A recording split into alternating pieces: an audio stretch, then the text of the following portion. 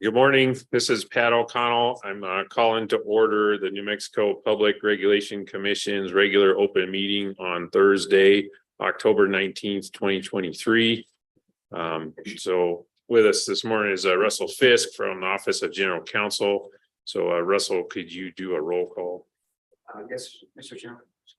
Here. Commissioner Ellis Present. and Commissioner Aguilera. Present.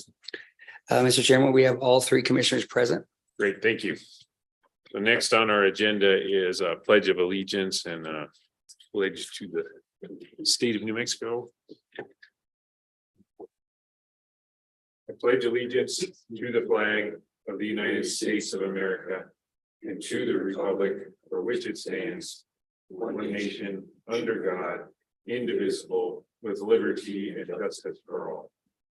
I salute the flag of the state of New Mexico, as the symbol of perfect friendship among united cultures.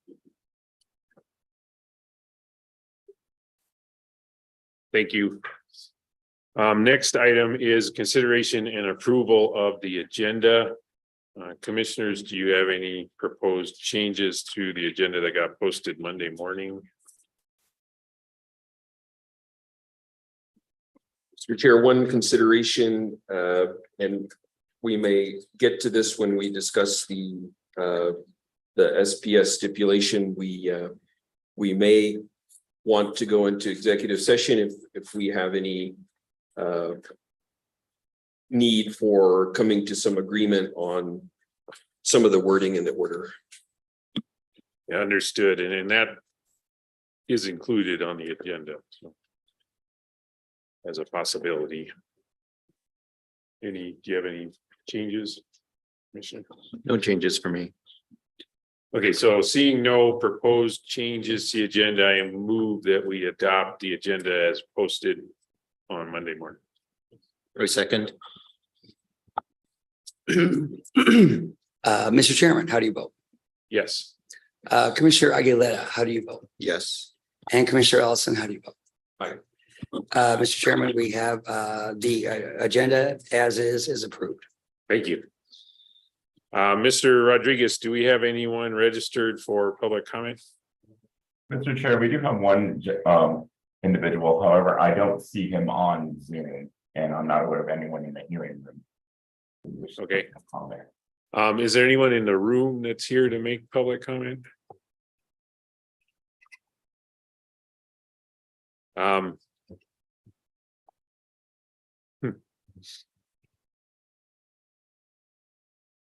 So they registered prior to the meeting and then they're not here now. Is that what you're saying? That is correct, Mr. Chair. Okay, haven't had that happen yet, so trying to figure out what to do with it. I guess I'll go ahead and defer public comment until we get through the meeting minutes, and I'll check in with you at that point to see if the commenter has showed up by then. How about that? Okay. All right, thank you. Okay, announcements. Mr. Fisk, are there any announcements from the Office of General Counsel? Mr. Chairman, I'm not sure if we have introduced Alejandro yet. Yeah, That was okay. I'm sorry, then we don't. Okay, thank you. Still glad you're here, Alejandro. I had a couple items. First is a recitation from a closed session that we had prior to this meeting. So I'll go ahead and read that for the record. It says on October 10th, 2023, Commission met in executive session, which was closed pursuant to NMSA 1978, Section 10-15-1H7, meeting subject to attorney-client privilege pertaining to threatened or pending litigation in which the public body is or may become a participant. I affirm for the record that the matters discussed in the closed session were limited only to those specified in the notice and agenda for that meeting, specifically discussions regarding the appeal of NMPRC case number 20-00212 UT, Supreme Court case number S-1-SC-39406. So that's CCAE and REIA versus PRC, consolidated with case number S-1-SC-39401 P&M versus PRC. I further affirm that no official or final actions were taken. So that's the recitation from that meeting, and then just continue in practice. We do have a public hearing in one of our cases coming up between now and our next scheduled public meeting. It's the public hearing in El Paso Electric Company's 2023 Renewable Energy Act Plan case. So that's again 23-00086 UT. It's scheduled to begin October 31st and continue through November 1st, 2023. The plan is to commence the hearings at 9 a.m. So if you're interested in that case, you can watch on YouTube. If you'd like to provide a public comment, please look at the website and get the instructions for how to register for public comments. Those are my announcements. Commissioners, did you have any other announcements? I do not, thank you. Neither do I. Thank you. So I'll move on to approval of prior meeting minutes. We have had 2 meetings with minutes to approve since our last meeting. First was September 28th, 2023 special open meeting. Commissioners, do you have any changes to the minutes that we were provided on that meeting? I had uploaded to Board Effect just some minor edits. I think they were just like correcting names, Okay. spelling of names. Yeah, there was a few I was questioning.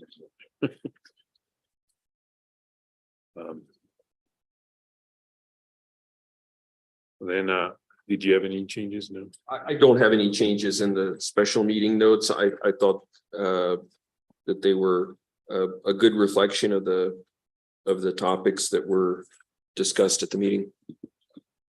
Thank you. So then I'll move that we adopt the minutes for the special meeting of Thursday, September 28th as revised in Board Effect. My second. Commissioner Aguilera, Aye. Mr. Chairman, Aye. and Commissioner Ellison. Aye. Mr. Chairman, the vote is unanimous to approve the September 28th minutes with the corrections by Commissioner Aguilera. Thank you. So next is minutes for the October 5th, 2023 regular open meeting. I found one change to make, and I frankly was struggling with Board Effect this week, so I did not attempt to do that in Board Effect. On page 2 of 8, there's a bunch of bullets under commissioners, and announcement section of that meeting, we talked about public hearing, and it was for 2 different cases. So the October 12th public hearing was for case number 23-00162. And then the following public hearing, October 18th, was for case 23-00138. So with those changes, I would recommend approval of these minutes. I also have a few changes again, corrections of spellings of names. And in the same section you were just referring to, Chairman, after the bulleted section, wanted to clarify. So it says that I was on a panel talking about how consumer benefits can be maximized. I uploaded some edits to Board Effect to reflect that I was talking about within regional markets and emerging regional markets.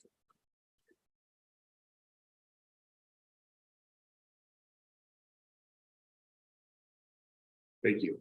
Commissioner Ellison, did you have any changes to the proposed minutes? I just noticed that Commissioner Aguilera's name was inconsistently spelled throughout the document, but that's the only. That's what I was referring to. So I'm confident that Ms. Byers will correct that for the next time. Great, thank you. Then I'll move that we adopt the minutes with the changes that we just discussed. I second. Commissioner Ellison, Aye. Mr. Chairman, Aye. and Commissioner Ayala. Aye. Mr. Chairman, we have 3-0 vote approving the minutes for October, which was the date? With those changes, October, sorry about that. October 5th, sorry about that. Thank you. Okay, so we'll go back to check in. Is public comment available? Yes, Mr. Chair, the individual is now in Zoom. Great, thank you. That is Robert Melton. Robert, are you there?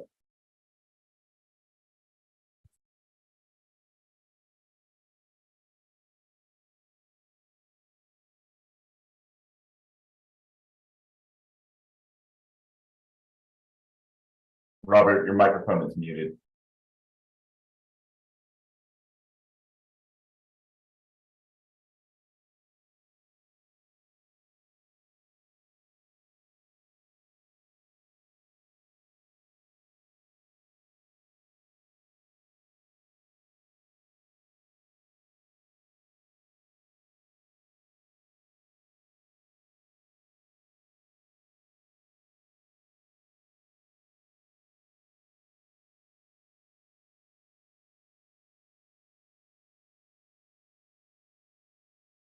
Robert, if you are there, please speak up.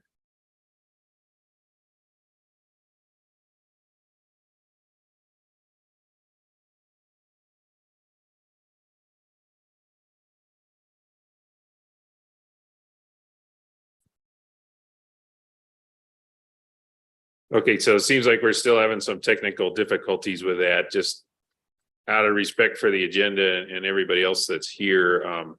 I'll check in again when we get to, Is it working now?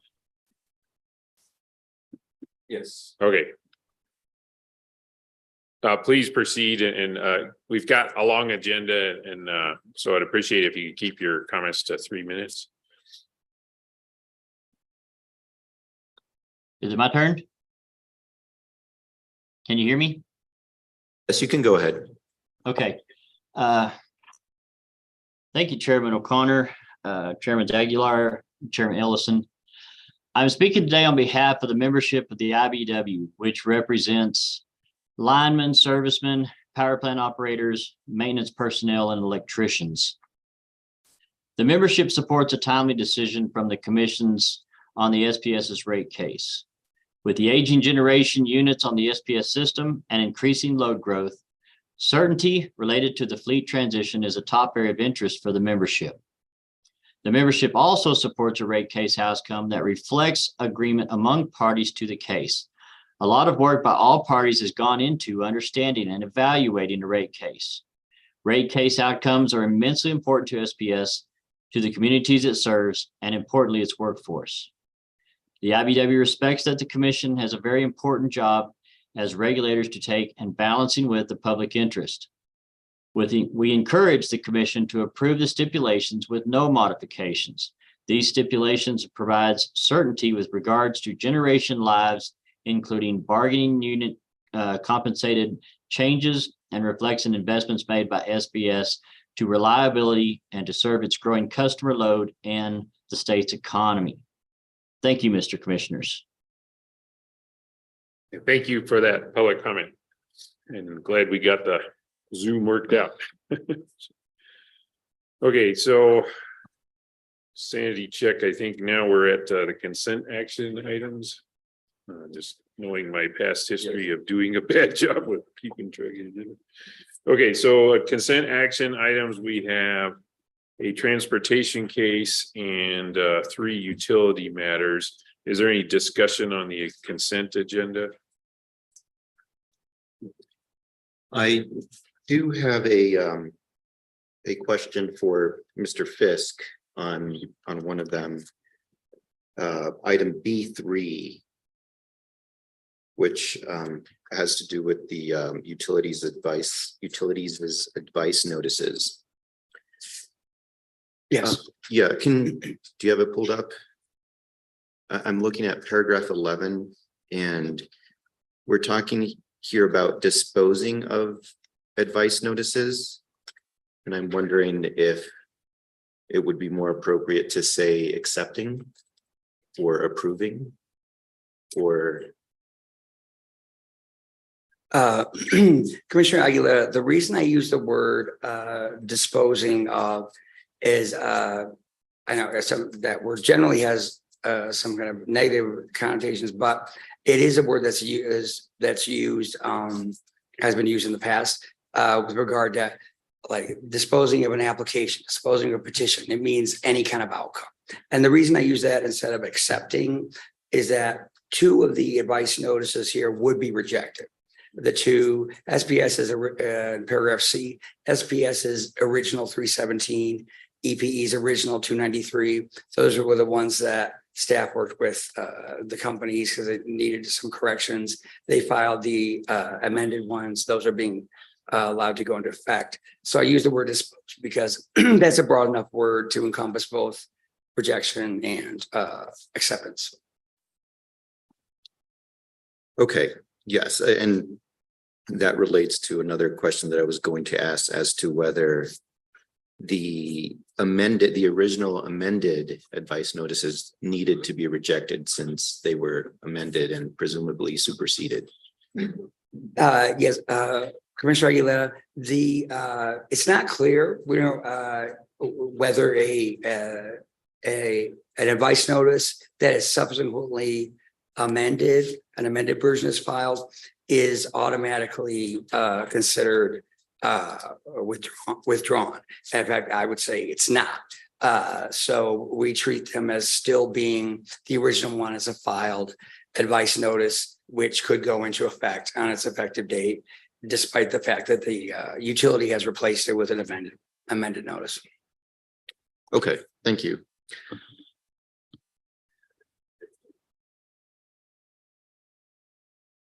I guess in this one, I would maybe propose to revise the language in paragraph 11 to say that the commission finds that it should adopt staff's recommendation and either approve or accept, and then state the specific advice notices that are being approved.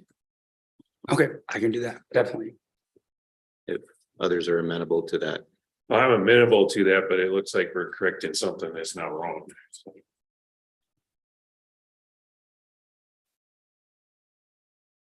But yeah. More words is more clear, but. I appreciated learning the definition of dispose. I'm fine with that as long as we retain the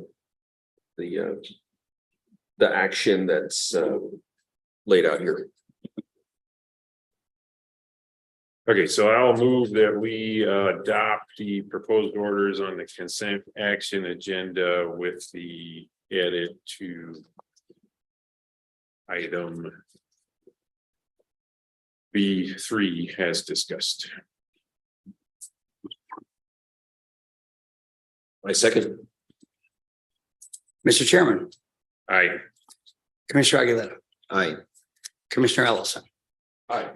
Mr. Chairman, the vote is 3-0 to approve the consent agenda items with the change that was just discussed to matter 2371.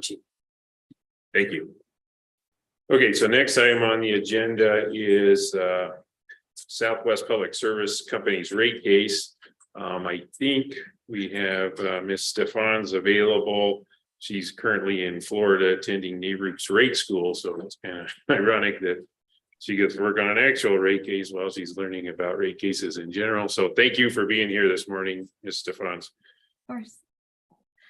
Did you have a presentation on this, or should we just jump in? I mean, you gave us that proposed order of discussion, and I'm willing to launch into that unless you had something you wanted to add before we did that. Sure. So I did want to make a presentation just to give some context to the public about what's been going on. And it's a brief one. I kept it as brief as possible. All right, well, please do then. Thank you. Of course. And before starting, I want to again just reiterate what Commissioner Ellison mentioned at the top of the meeting, that the commission may go into deliberative session if necessary to adjust to iron out some details. And before I get started, I also want to make sure that we are all on the same page. So yesterday I provided 2 orders that we'll be discussing here. And I want to make sure that we're all on the same page. The order that they're labeled the same, so I'm going to distinguish which one is which. The order that I'll be referring to is the first alternative order. The first order has parentheses cutting across the caption. So that will be the first order. And then the alternative order the formatting is different. The paragraph, the parentheses only go halfway down the caption. So that will be referred to as the alternative order.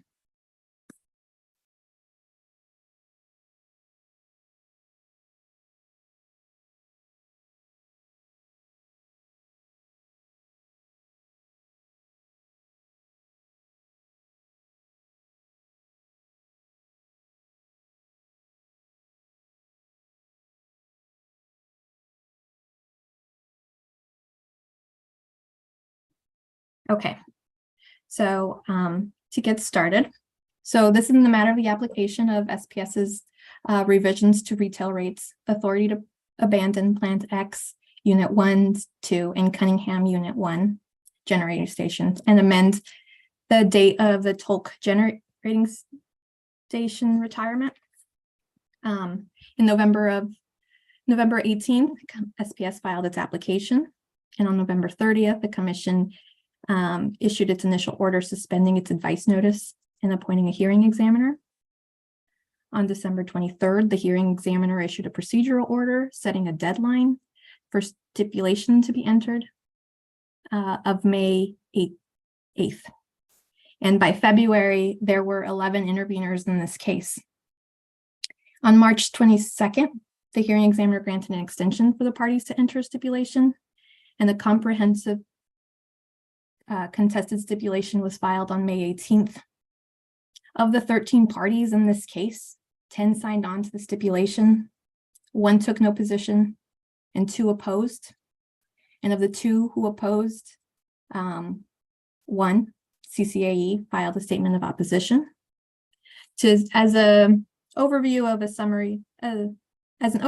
the stipulation, I'm just going to go over the terms of the stipulation that are relevant for this presentation, and I expect for the discussion. It is actually quite comprehensive, so this is just an overview. So regarding the rates, the revenue increase, the stipulation allows for revenue increase of 33 million, down from the 78 million originally requested. The ROE is 9.5 with a capital structure of 54.7% equity and 45.3% debt. And the change in the depreciation life of Tolk, Nichols Unit 1 and 2, Plant X Unit 1 and 2 in Cunningham. SPS is allowed to recover associated operating costs of Tolk up to 4,000 gigawatt hours per year in exchange for an early retirement. And SPS will recover NOx costs through an FPP CCAC. SPS will withdraw its electric affordability program and will be able to extend the life of Nichols. CCAE filed a statement in opposition, and a public hearing was held on the stipulation from June 20th to June 28th. During the hearing examiner heard testimony from 30 witnesses, admitted 132 exhibits. And on September 6th, the hearing examiner certified the stipulation as fair, just, reasonable, and in the public interest. And CCAE filed exceptions to the certification of stipulation regarding the Tolk operating and maintenance costs allowed up to 4,000 gigawatt hours per year of operation. Objected to the terms of the NOx allowance, cost cap, and continued use of Nichols and the withdrawal of the EAP. And I have in front of the commission 2 orders. Would you like me to summarize those orders, Mr. Chair? I think you've identified them already. I'm familiar with both of them. Commissioners, do you need some reason. Yeah, I think we're good. So for the commission for discussion are the two orders. The first order adopting the certification of stipulation, and the second order also adopting the certification of stipulation, but it was provided by Commissioner Ellison to also address the ROE adopted or excuse me, yeah, allowed through the stipulation.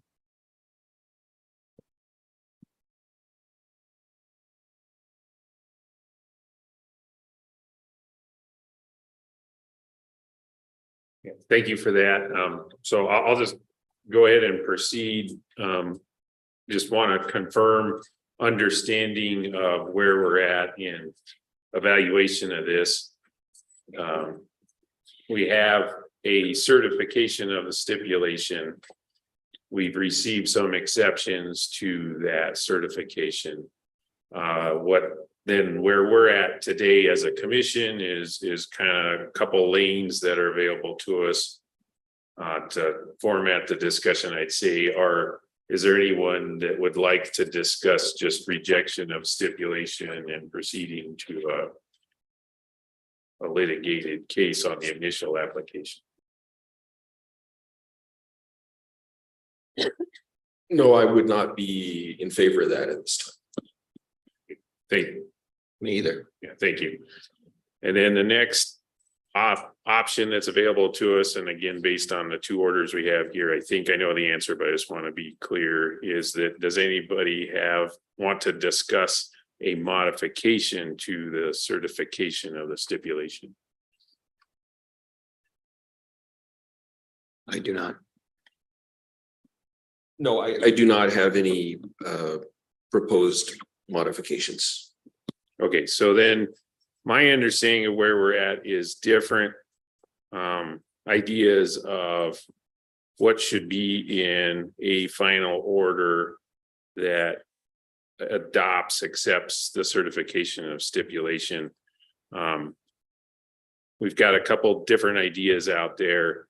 I guess I'll start with what's been called the alternative order, so we can decide which of these two we want to work from as foundation. So in that spirit, I guess I'll turn it over to Commissioner Ellison, if you could describe what you're hoping to accomplish with what's been labeled as the alternative order.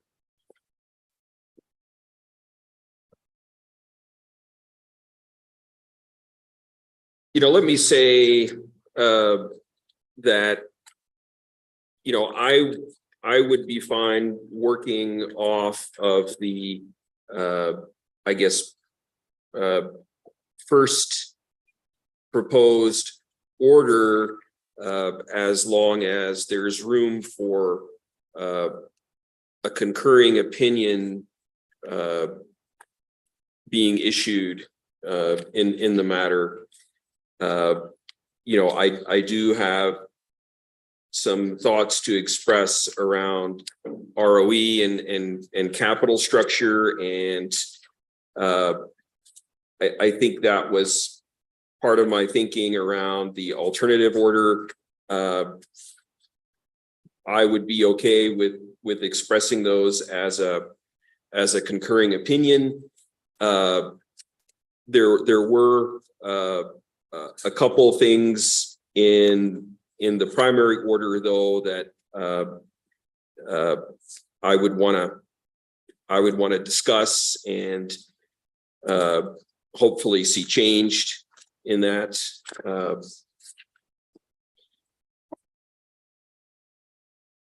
One of the issues is that it closes the docket, the primary order, such that we wouldn't be able to issue a concurring opinion.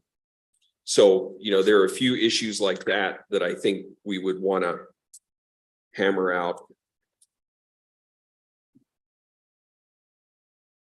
Yeah, thank you for that. That's an interesting observation on this docket is closed, and that's something that hopefully we can get some help from office of general counsel with.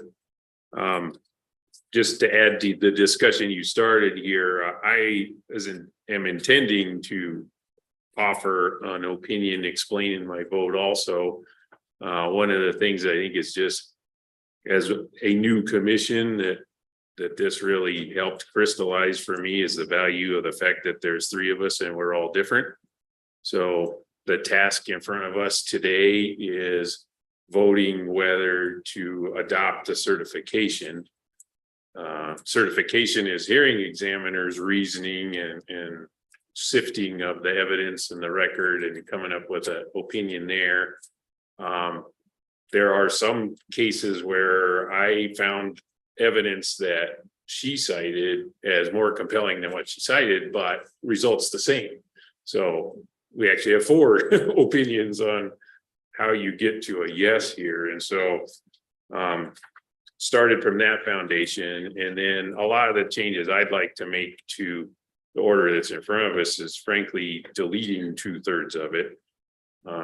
Because when I go to the law, our job is to set rates.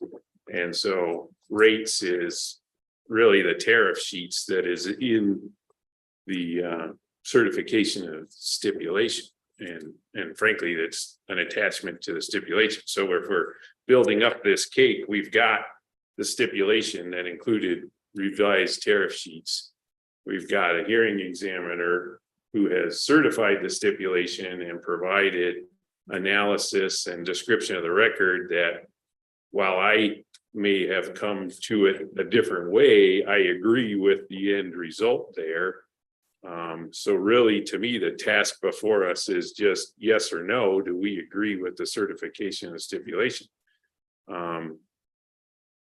So there's a lot of stuff in here that's redundant to the certification of the stipulation, but it's not the same. It's like paraphrasing the stipulation or summarizing the stipulation. I think it's dangerous for us to put that in here because then that ends up being a third version of something that's in that pile of documents. I'm not precise enough of a reader or a good enough lawyer to, even though it looks correct to me, to be able to say this is not appealable because it might conflict in a way that I don't see. So to me, there's no value of summarizing the stipulation in this order. And in fact, there's risk. So 2 things, for all of what I'm hoping to do today to work, I need to be able to issue a concurring opinion. So we definitely need to talk about that. And then just preview of where I'm going to go when we get to the further discussion. It's going to be about deleting a bunch of stuff.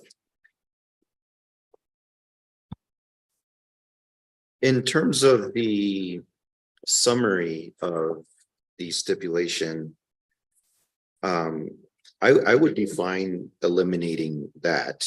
It was originally provided in bulleted form and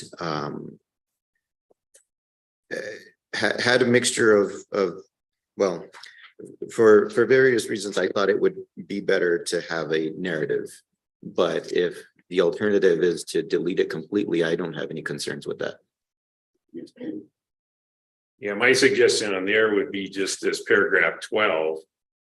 We've got certification of stipulation includes exhibits A, B, C, and D with a footnote that explains what each of those exhibits are. So I would promote that footnote and say, here's what these exhibits are in the body of the thing. And then delete it, paragraphs 13 through 27. Yeah, that would be fine with you. I mean, I don't share the concern that there's risk because it's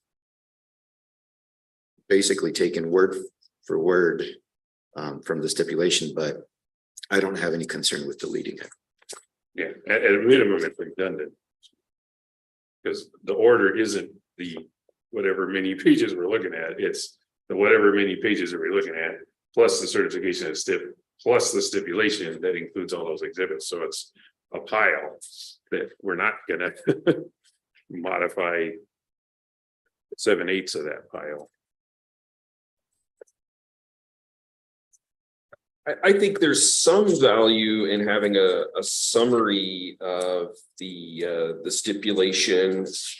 However, I do understand that there is a little risk that if something is phrased differently, that there could be some contention around it. So that's not a big sticking point for me, whether we leave it in or leave it out.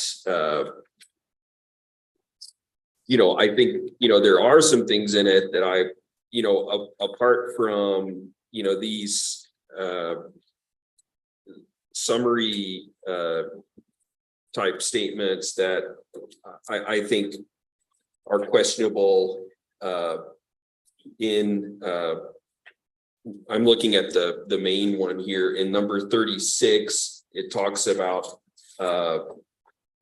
SPS's self-commitment that will limit the actual operation of TOLC, as it will not be an economic dispatch. I thought the whole idea is that it would be an economic dispatch, that it is being bid into the SPP power pool. So to me, that statement is confusing.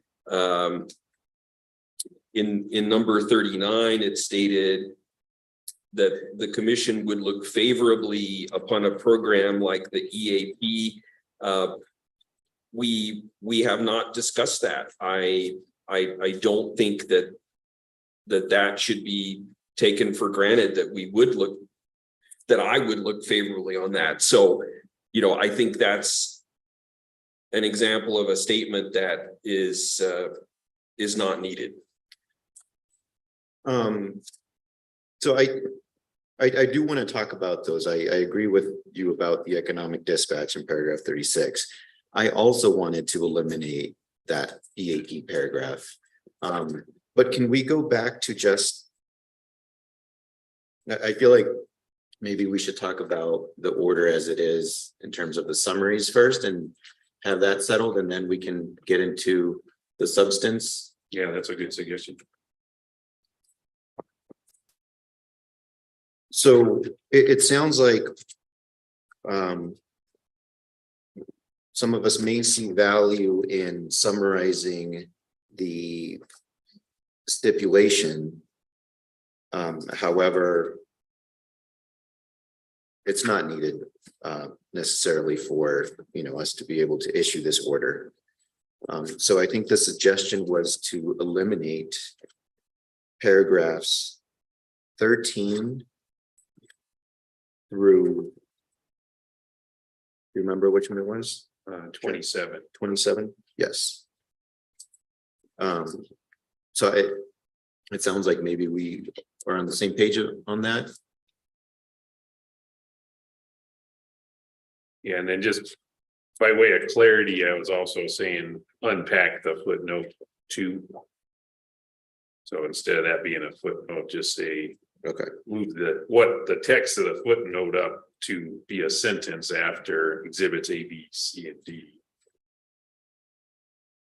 Okay. And then we have a really brief summary of the stipulation that's just revenue requirement, and kind of like that because the revenue requirement is the thing that is the foundation for the rates, and the rates is what we're really about here. Revenue requirement is just something that gets created in a rate case so that you can create rates. But I think it's worth it as a summary to have that sentence there. That's why I was okay with getting rid of. And I apologize to Miss Stefan for the amount of work she put into this thing that I'm throwing out the ground. Okay. In terms of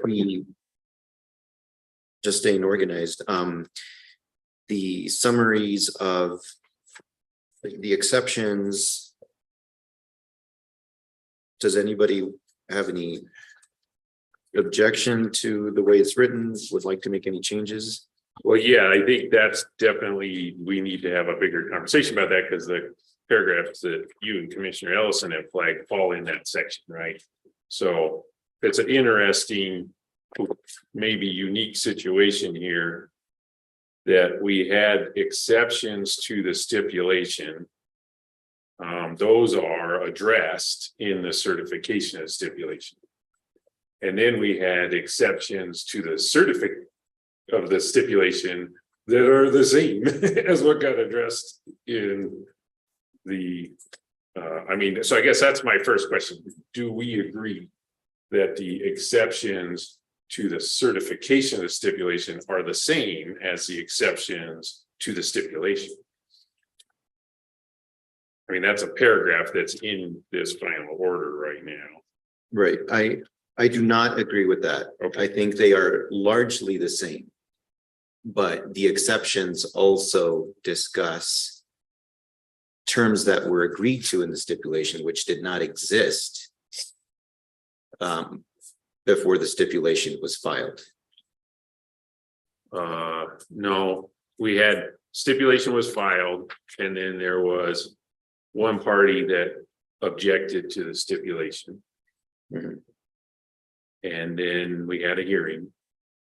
And post-hearing brief, there was objections to the stipulation after the hearing. So that's the document that gets addressed in the certification of stipulation.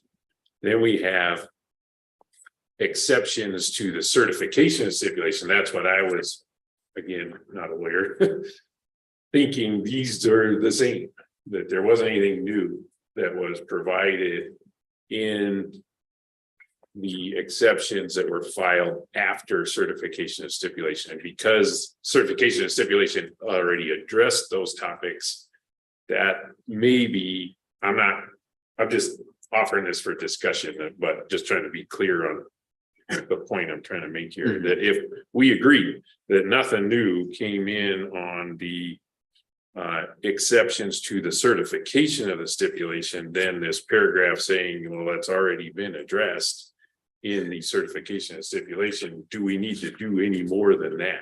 Well, That's paragraph Yes. 35. right, so to follow on to my point, and I think you said this as well, is that you would have had different reasons, right?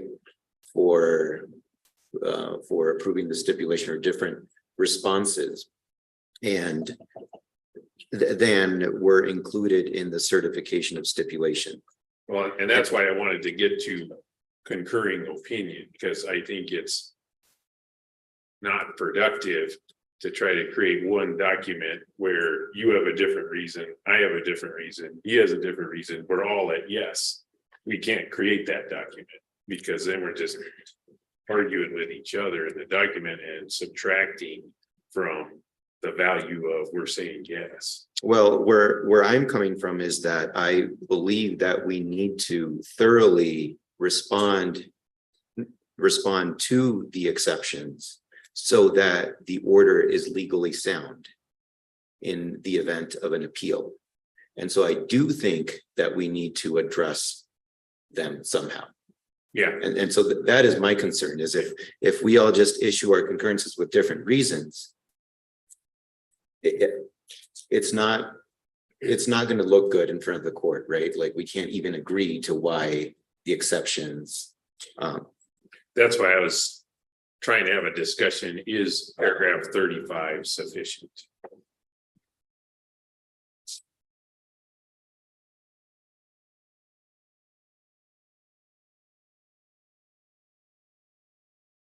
Right, it does seem like we may have different interpretations of the outcome, or different reasons for supporting it, but it seems like we should come to some agreement over what to say about the exceptions. Yeah, I wholeheartedly agree. The exceptions have to be addressed here. To me, it's just,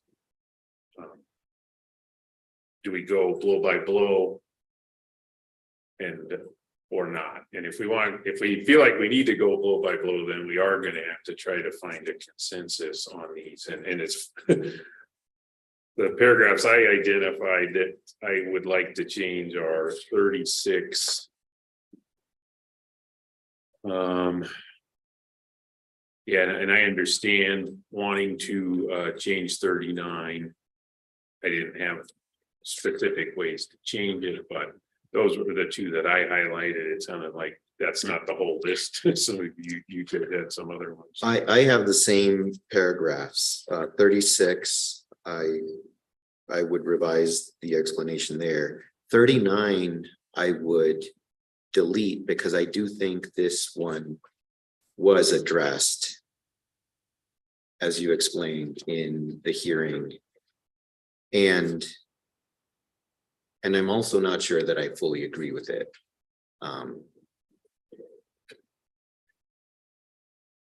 But I don't think that's an issue that we need to deal with in the order, because I do think even though I may have some question about it, I do think that the agreement of the stipulation is reasonable, and I agree with the approving the stipulation overall. So Commissioner Ellison, did you have anything in addition to? Obviously, we want to work on paragraph 36. Got a suggestion of just deleting 39 rather than trying to deal with it, because it's already, that is one where it's an identical. It was addressed in the certification of stipulation. So I think we have that option available to us. But I just wanted to hear, were there any paragraphs in addition to 36 and 39 you wanted to talk about?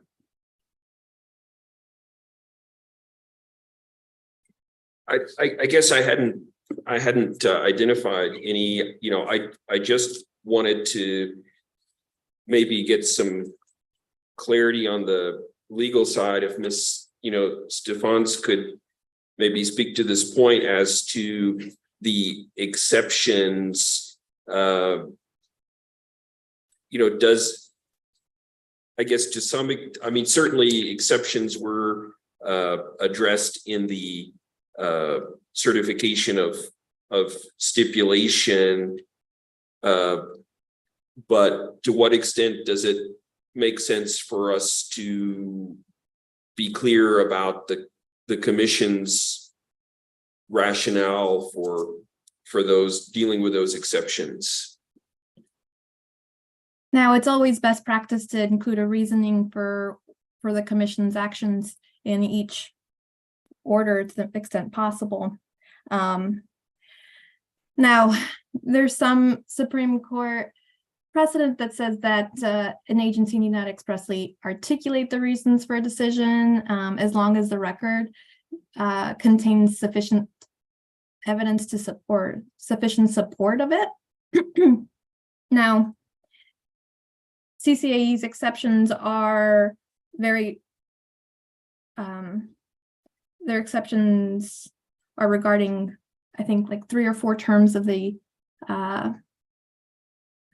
stipulation that was brought to attention at the beginning when they filed their statement in opposition. And then that's what they testified towards it in the public hearing. And then they write a post-hearing brief on it. So it was they were issues that were consistent throughout the hearing, and there is sufficient evidence in the record to support the commission's rejection of them. And especially if the commissioners are intending to write a concurrence that furthers the reasoning that they found within the record, I don't see, I don't think it would be necessary to address them in the order. But again, it would always be best practice to include it. Mr. Chairman, can I add something to that? Yeah, please do. I would say that concurrences do not represent, they're not the opinion of the commission as a whole. I would agree with Erica, though, that, the appellate standard is that the appellate court will look, it has a duty to look through the record and find reasons. They don't have to be articulated by the commission. Of course, the commission would probably prefer to articulate them.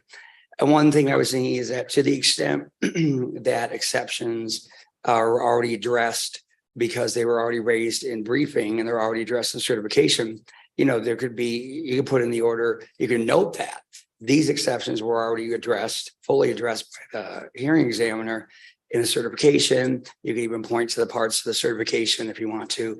That's a way to do it. But yes, the appellate court has a duty to go through the whole record. Now, I still would put something in there about exactly what you've been talking about, why you're not going into detail about it. Yeah, and then thank you for offering that. It also brought back to the point that Commissioner Ellison raised that I didn't expect a concurring opinion to be part of it. I just thought in the world of explaining my vote, that was an opportunity. I also think in the spirit of maybe improving the process going forward, if I can point out things that were convincing to me and things that weren't, that's the value of it. Yes.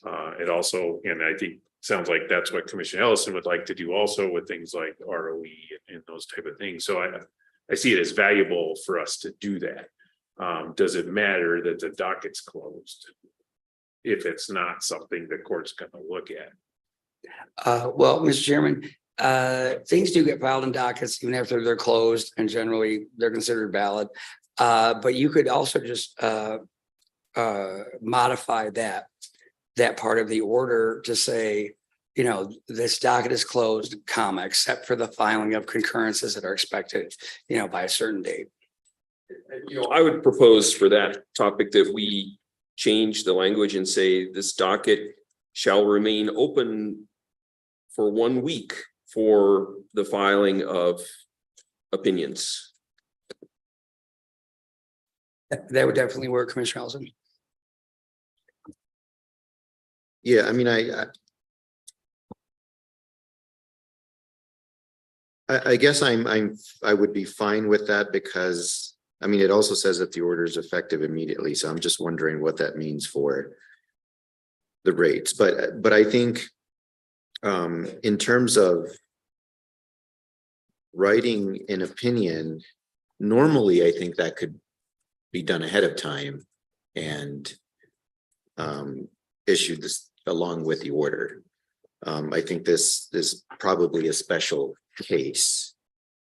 Well, and I'd like to hear more about that because I thought about that and decided I need to actually know what the vote is. Right. Before I can write Well, it. and so my next point was going to be is that, we're talking about paragraph 36 and our own reasons, yet we have not talked about I don't know what your reasons are, so they might be the same. Yeah, just to be clear, I do not disagree with the certification of stipulation. Yeah. Where there's grace notes where, this was the evidence provided, it's sufficient. Mhm. Yes, absolutely. There was other evidence provided that I found more convincing, also sufficient. So that's why, to me, it's more a forward-looking document. When you're thinking about what moves commissioners, it wasn't just what the hearing examiner said. Yes. But Right. that's the spirit in which I'm writing this thing. It But is- what I mean is maybe I agree with your reason, but I don't know what your reasons are. Yeah, well, that'll be fun. But yeah, I don't know what to do about that because, and then just logistically with everything else we've been doing, it's well written up here. I don't have it on paper yet, so. I would appreciated be, the 10 days, but. I would be happy to see on paper what your reasons are. And I mean, You want to have the opportunity to join or disagree? is what- no, to put it in the order. Well, that's my point. I'm creating drama here because I'm describing a document that doesn't exist. Yeah. There's nothing that's going to be in there that is more convincing or more on point than certificate of stipulation. If I felt like there was, I would be putting it in the order. I've done that. analysis of myself. I don't want to subtract it all from, my vote today is to adopt the certification of the stipulation. So I am 2 feet in on that. Well, it seems like the question might be, whether we want to, do an executive session and take up those, the CCAE exceptions, which, I see mainly as the operating toll up to 4,000 gigawatt hours a year and the early retirement, the O&M recovery of operations up to 4,000 gigawatt hours a year, and then the NOx payment recovery seem to me to be the main exceptions, and of course the EAP program. But we could, if we wanted, we could take those 3 main exceptions and hammer out how we see them in this document. I agree we need to do that. I don't personally see a need to do that in executive session. I'm ready to do it now, and so we don't get the logistical issues of, gee, we're leaving, we don't know when we're coming back. That's fine. I'm happy to discuss my thinking around all those 3 topics in open session.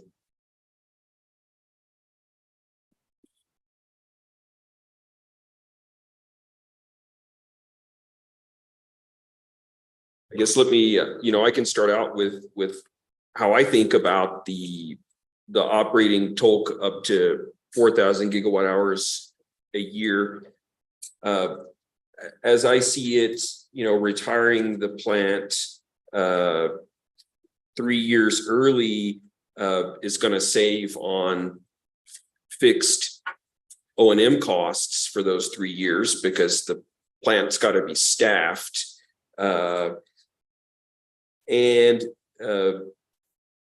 not only that, there's a interim savings that is possible. The reason the plant would be dispatched at higher levels is because it would be the economic resource, and so it would be saving customers money to dispatch it at higher levels, and that is what Sierra Club found in some of their modeling.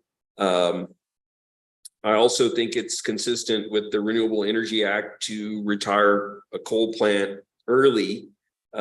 So those are all the reasons in favor. Sierra Club, or I'm sorry, CCAE is concerned about greenhouse gas emissions that would be admittedly the same under the 2 scenarios, but they don't like the fact that it would occur over a shorter amount of time. When I weigh the factors for and the factors against this early retirement and operation of Tolk up to 4,000 gigawatt hours, I find the factors in favor outweigh the factors against, and so that's really how I see it. That it is in the public interest to do as the stipulation has adopted. I want to adopt all of those because I agree with everything. I would add one thing about the economic dispatch is that SPS is not the one selecting the dispatch, right? The SPP is, the market is. And so while it may be offered into the market, it's only going to be dispatched if it's an economical unit. So I would just add that explanation to it. Yeah, all of that. So just adding one more thing to it, and it's kind of what's in paragraph 36, the footnote to the transcript is Sierra Club testimony during the hearing. So there was all of the things that both of you said, plus Sierra Club pointing out that there's some uncertainty around environmental regulation, and retiring early helps with that uncertainty because there will be fewer years of exposure to changes to environmental law. So whether we want to include that in the list you two just developed or not is debatable, but I did like the citation that is in that paragraph. I just didn't think it was described or used correctly in the paragraph. So I would agree to adding that. all right, so it sounds like we got a paragraph. Who's drafting it is the question. Yeah, so that's the kind of thing where maybe, well, So I'm drafting as I go. Well, I'm listening to your recommendations and putting it all down so that we can. okay, great. Mhm. And then, sorry, when I was going through my notes, I also had an issue with paragraph 32 along the same lines. That one isn't our explanation. It's just what I think is a incorrect statement in the final order. So paragraph 32 describes SPS's responses in opposition to the exceptions. And it says SPS states the REA requires a utility make reasonable and consistent progress. Actually, SPS says the opposite of that. So I would just delete that sentence. Is this the second sentence? Yeah, the second sentence, it starts with SPS states that the REA requires. I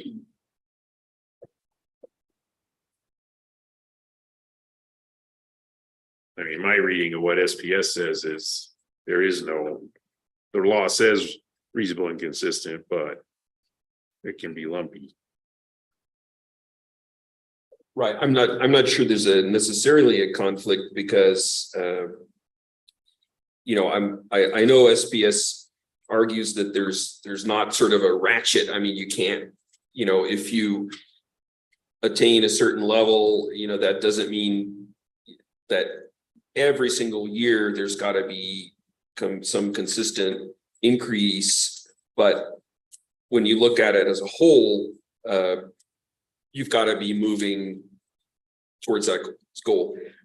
I guess that didn't help anything, but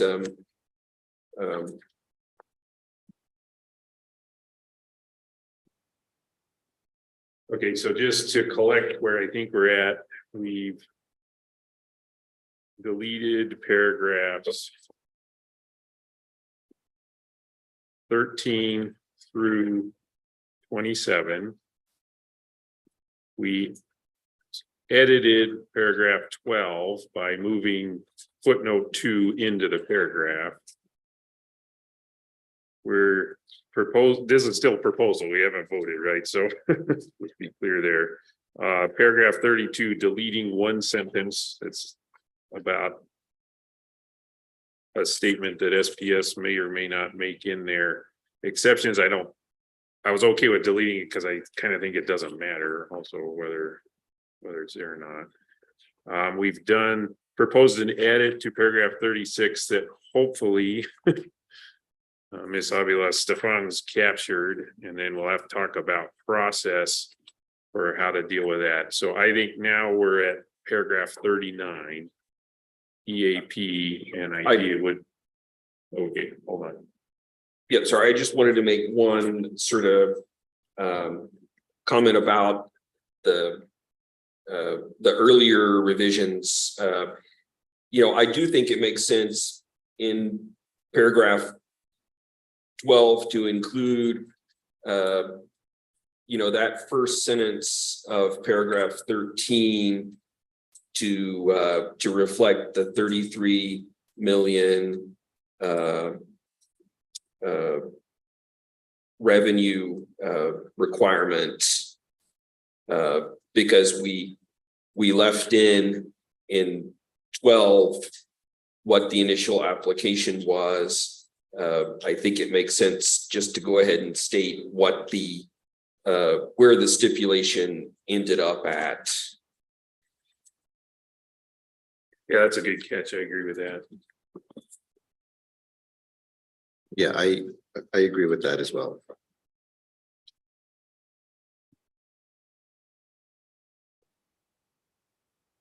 Okay, so are we at paragraph 39 then?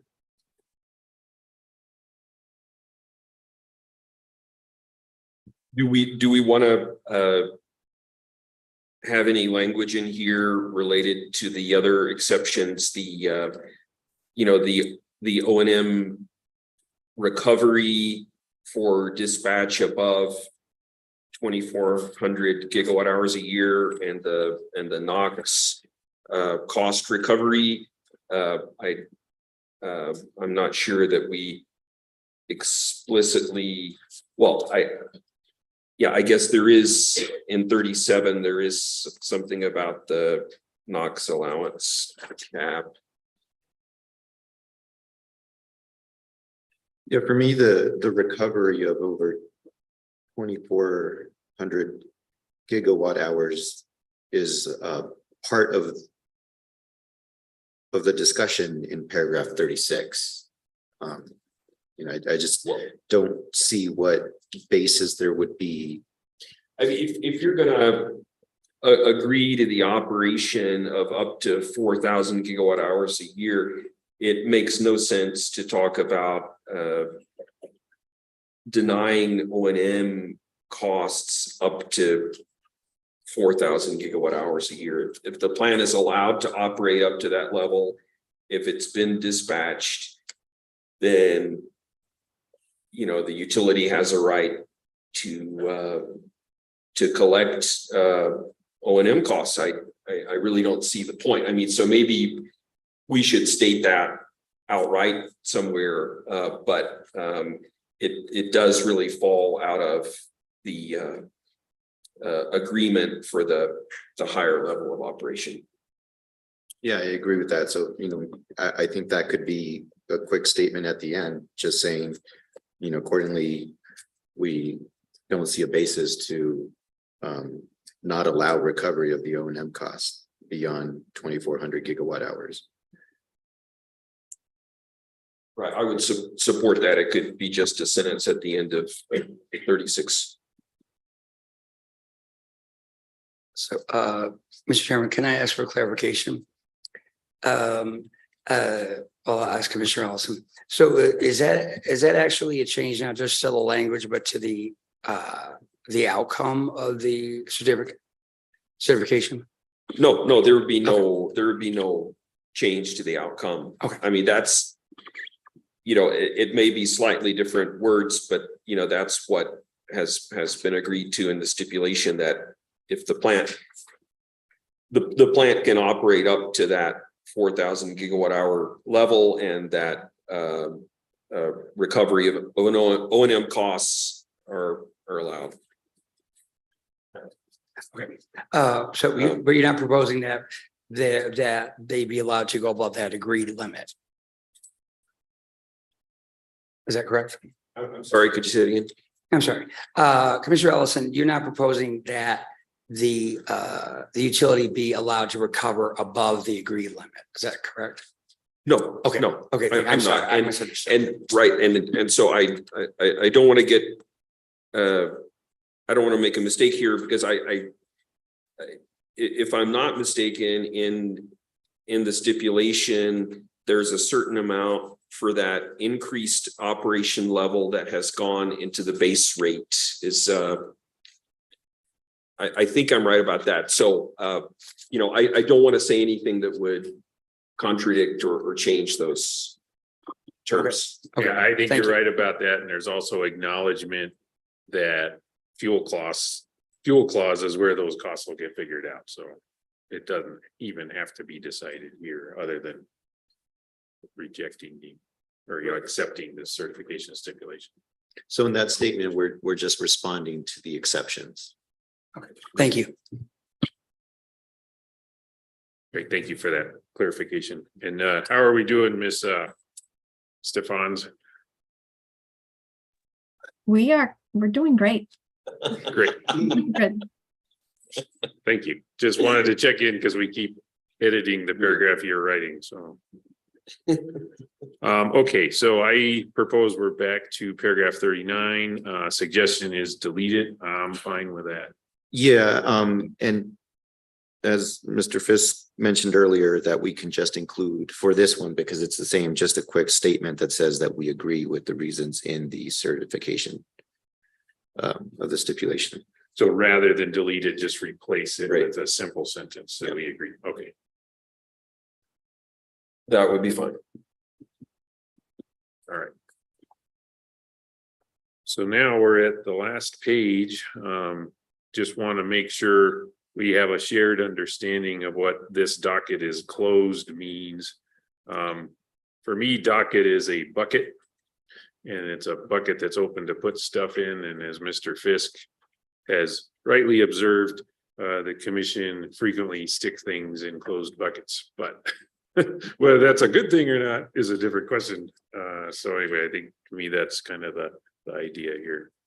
And in my view, if we adopt this order today, then today's date would be the date at which we adopted the order.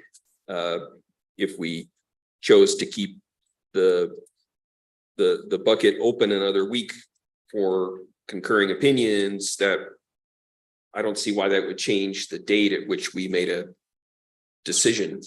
No, Commissioner Ellison, that would not change the date. As the commissioners have noted, the current concurrences are just a statement for the record by the individual commissioner about, their own reasoning, but it's the order that is the statement and an order of the commission. I would propose that we change that language in paragraph E of the decretal section to this docket shall remain open for 1 week to allow for opinions to be submitted. Another option is just not say anything at all. We could just release that. We could just take that whole sentence out, and then we could close it at a later date. On the records knows not to close things unless stated by the commission or OGC. Yeah, I'm Mr. Deletion today, so I agree with that idea. That works for me as well. But I think we don't want to leave it open indefinitely. I mean, it would be cleaner to close it out. So if we want to do that, that's fine, but I do think we should close it out our next meeting. Yeah, I agree. And frankly, I mean, that's been a lot of the work we've done in the last few meetings is dealing with zombie cases that are out there. So, yeah, I think that's the bigger issue is make sure the case gets closed when it should be. And then the docket's definitely closed. Okay, so we've made quite a few changes to this document. Ms. Avila Stefans has represented that she's been able to keep track of our conversation and making changes in the document. I personally would like to look at it before we vote on it. So I was gonna suggest maybe we table this item and pick it up again after she's had a chance to effectuate those changes and send them to us. Does that make sense? To put it at the end of the agenda today so that we have a chance. Yeah, just so we can say we read what we were voting on. Sure. Is that okay with you? Yes. Okay, so then my handy dandy Robert's rules. So I move that we table this item and I think that's all I can say. Do I have a second? A second. No discussion. It's not debatable, not discussable, so. Commissioner Aguilera, Aye. Mr. Chairman, Aye. and Commissioner Ellison. Aye. Mr. Chairman, the vote is 3-0 to table this matter till the end of today's agenda. Thank you. Okay, so next item on the agenda, sorry, Ms. Stephans, is your case also. So do you want us to give you? We can reorder the agenda on that case if you want some time, or do you want to go ahead and we'll deal with this one and then you've got the next 5 cases or whatever to catch up? Yeah, we could present this order and then, like you said, I'll just catch up during the other presentations. Okay, so then let's proceed with that. So next case is item 2 on the utility agenda. New Mexico Gas Company proposed order assigning hearing examiner. Okay. Okay. Again, I have 2 orders for this one. The first order, the order that I'm going to refer to as the first order, you can differentiate it from the other order because there are only 3 decretal paragraphs. That will be the original order. And there's an alternative order, and that one has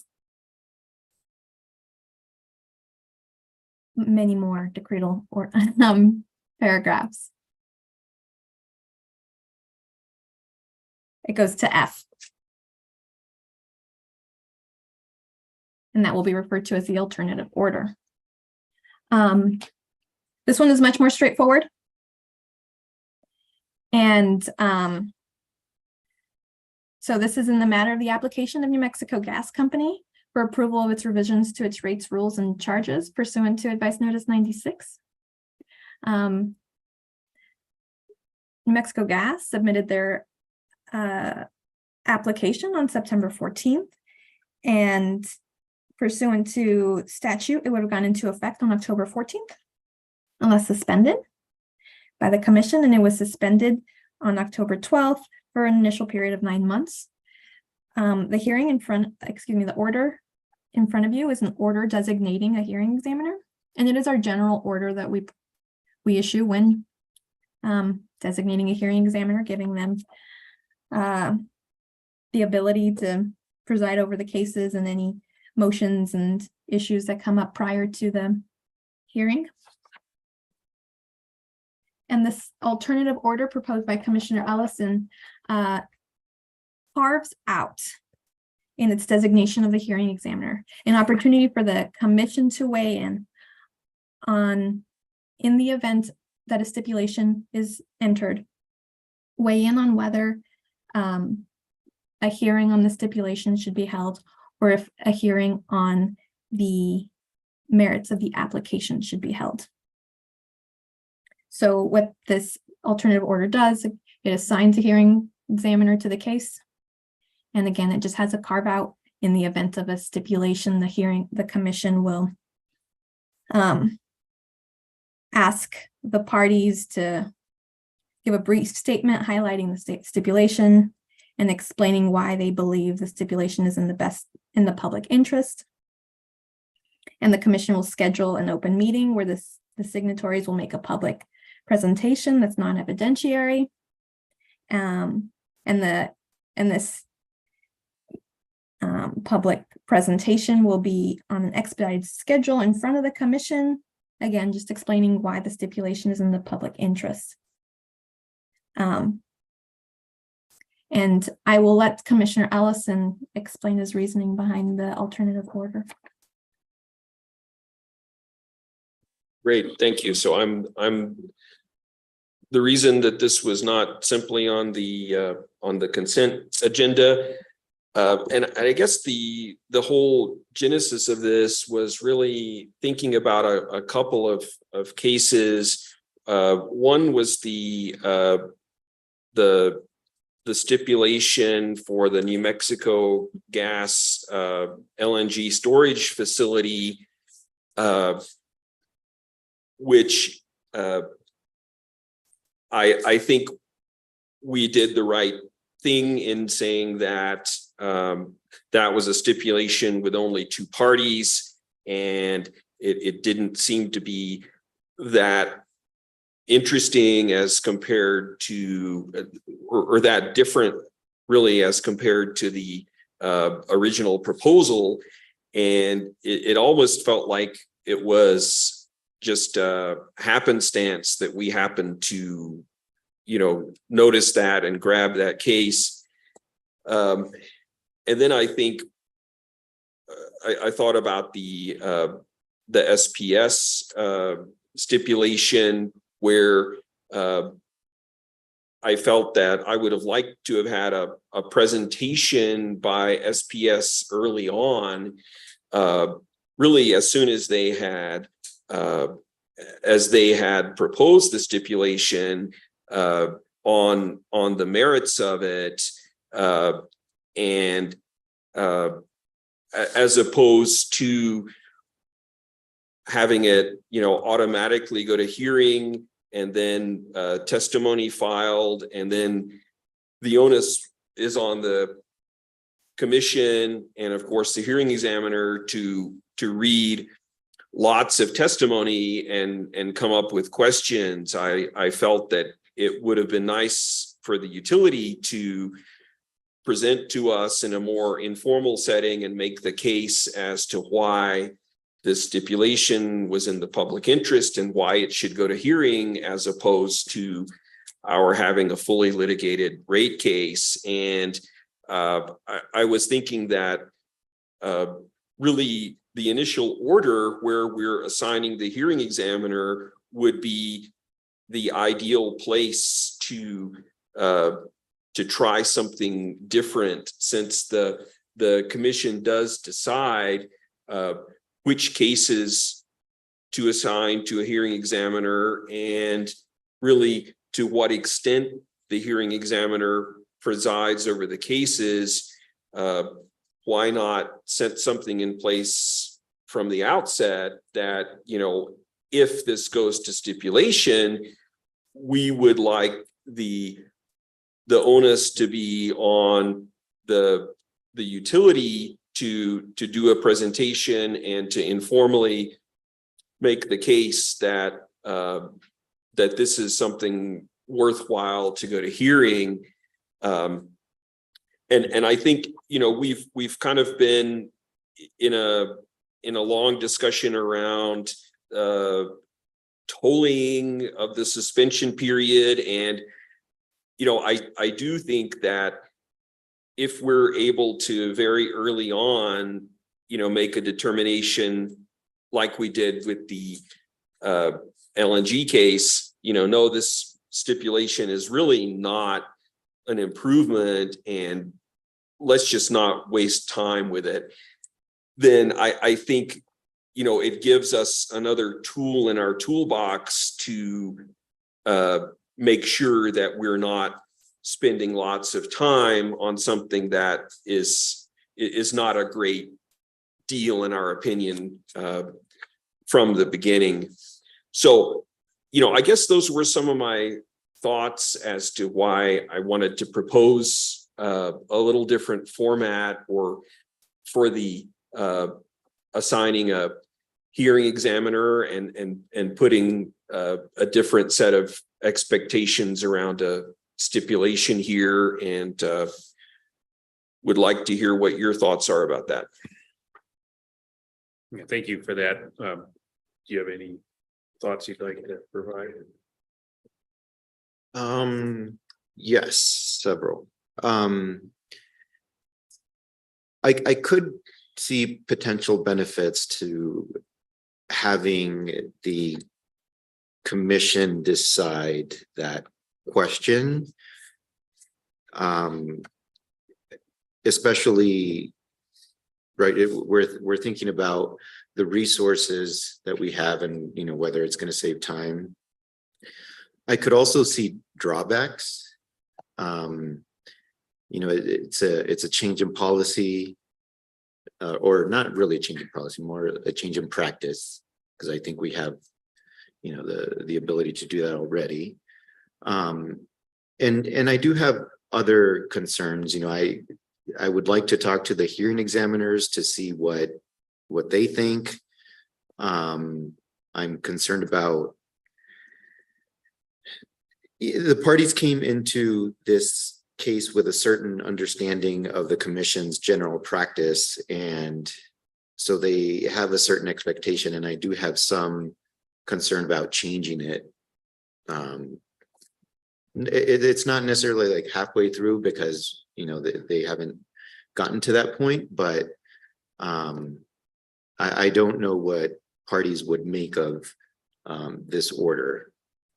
And generally, I am open to the idea, but I would like to know more and have input from others, including and especially the hearing examiners. Yeah, that was one of my questions. Were the hearing examiners consulted on this? I did not speak with the hearing examiners on this concept. And then I've got similar concerns that we have rules and practice, and so the applicants design an application based on an expectation. So it's not just how is it. I'm not sure, but it's the kind of thing that feels like we're creating a process error by changing the rules after the application's been filed. It may not raise to that level because I mean, what you're describing, I think is really good. Just I want a presentation of what this thing means. I think it can be accomplished other ways though, rather than, and my big fear is there's so many different ways this case can develop from this point. I want the hearing examiners to be empowered to conduct the case in a way that we get to the best outcome, and by limiting options before they've even started, we might be foreclosing something that's possible, but I don't know. And so I don't like limiting options now. I think if it does develop into a stipulation and a settlement, then yeah, I like your idea of bringing in, you know, and that's to me, frankly, a bench request is help. You know, you filed testimony, it's insufficient, tell me more. Or you filed testimony in support of stipulation, I need you to summarize it. Those are all fair things that we can and should ask. On the LNG case, I didn't personally think that was happenstance because it came about from watching the weekly docket report, seeing that, ooh, here is a stipulation that is very different from any that we've ever seen. And then a conversation between myself and OGC and hearing examiners. And it was request from hearing examiner that we go ahead and do that decision. So those are the kind of, that's where I want to go as a commission, that with the advisors to the commission, and I see hearing examiners as our partners, and in this act, we're formalizing that partnership. We're asking them to take on a duty for us. So I'd rather live in that space than one where we're telling them what to do before the thing that we're going to want to fix hasn't even happened yet. Right. I agree with that as well.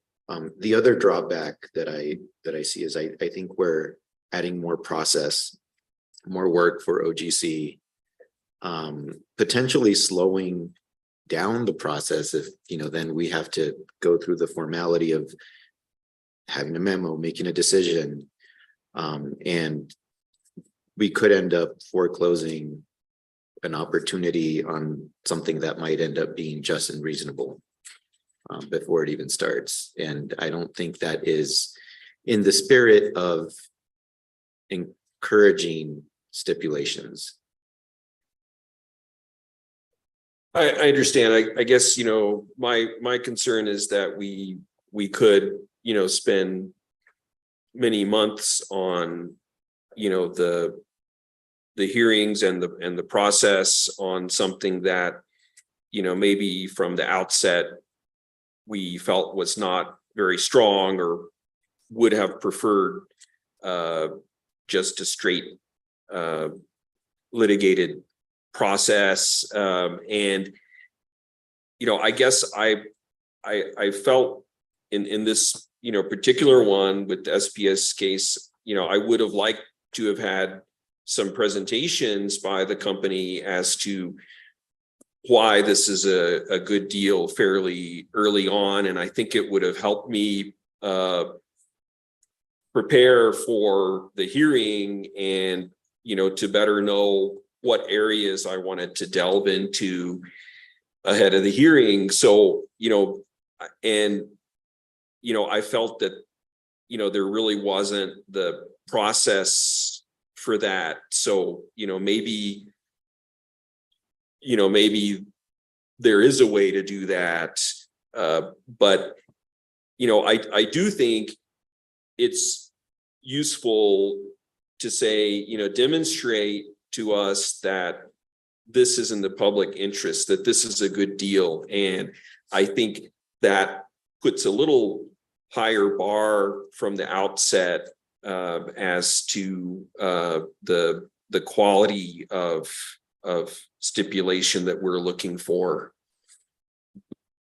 Yeah, I agree with you there, and that's something I'm really looking forward to working on in the 1.2.2 rulemaking.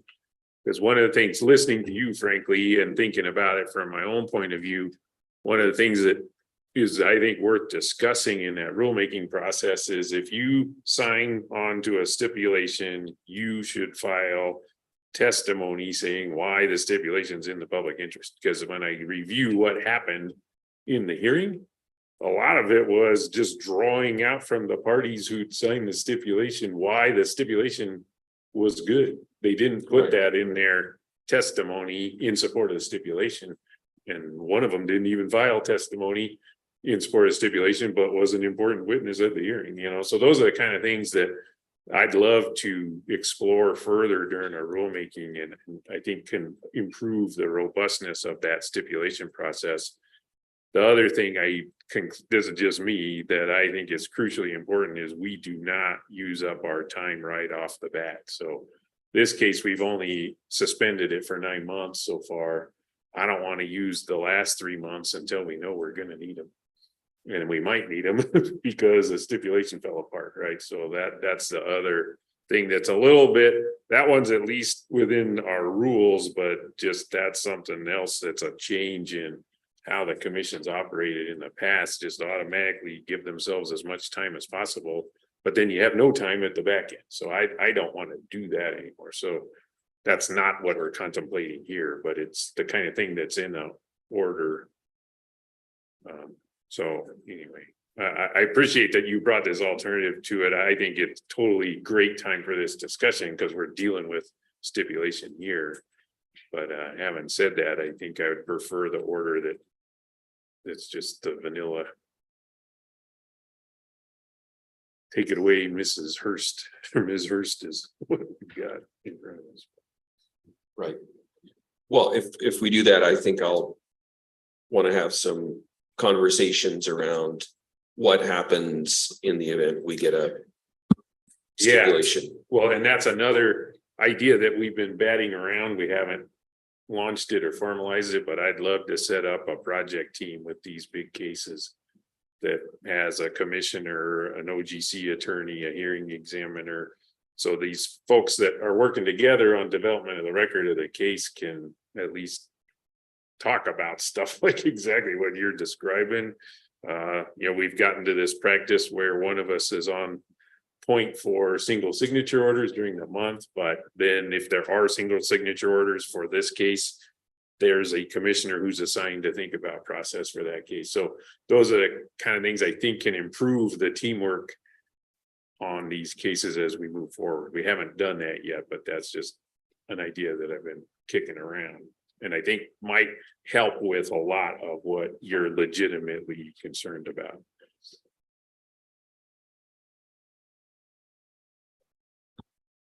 One final thing that I would add, and I think this is, I'll be stating the obvious, but I trust that the hearing examiners, if there's ever a point where they want to hear from us as to whether they should hold a hearing on a stipulation or the initial application, they can ask us and we can, issue an order. We can go through the same process that we went through recently with the LNG case.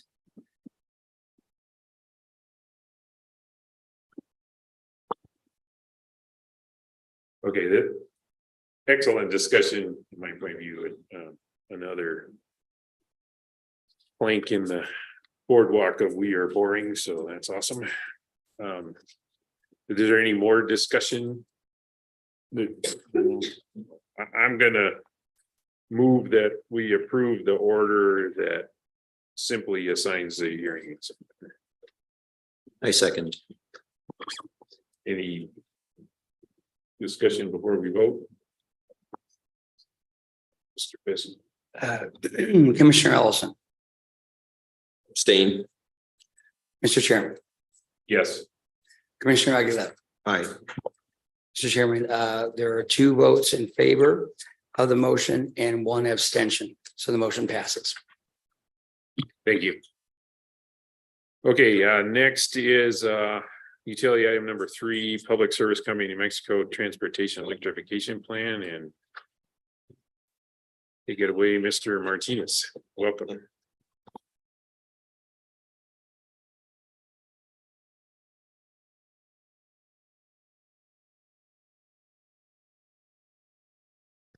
Good morning, Commissioners.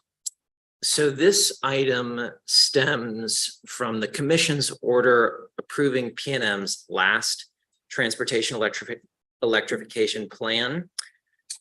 More specifically, the portion of that order that approved a whole home electric vehicle charging rate pilot. So just that portion of the prior order.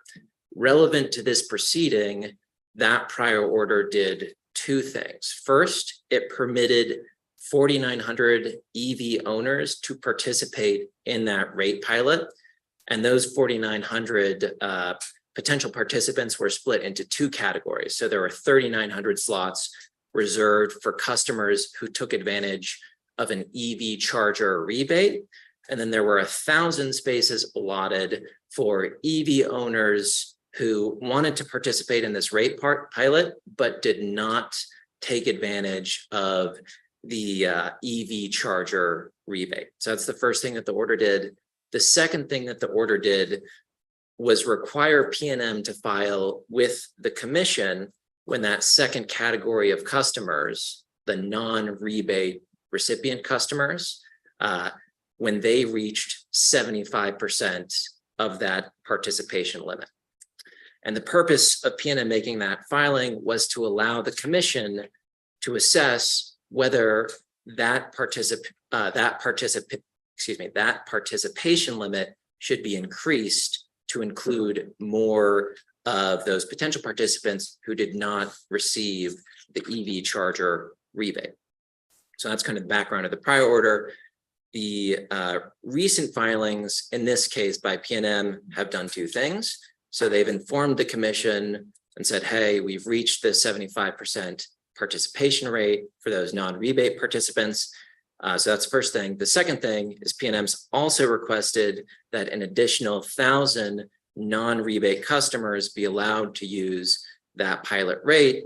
And one of the reasons that PNM explains that it's making this request is PNM believes that it's likely that the 1,000 non-rebate customer limit is going to be filled before it can be expanded in the ongoing transportation electrification plan. So there's another currently ongoing transportation electrification plan for the years 2024 to 2026. That's also going to be considering a much greater increase in the participation limit for this pilot.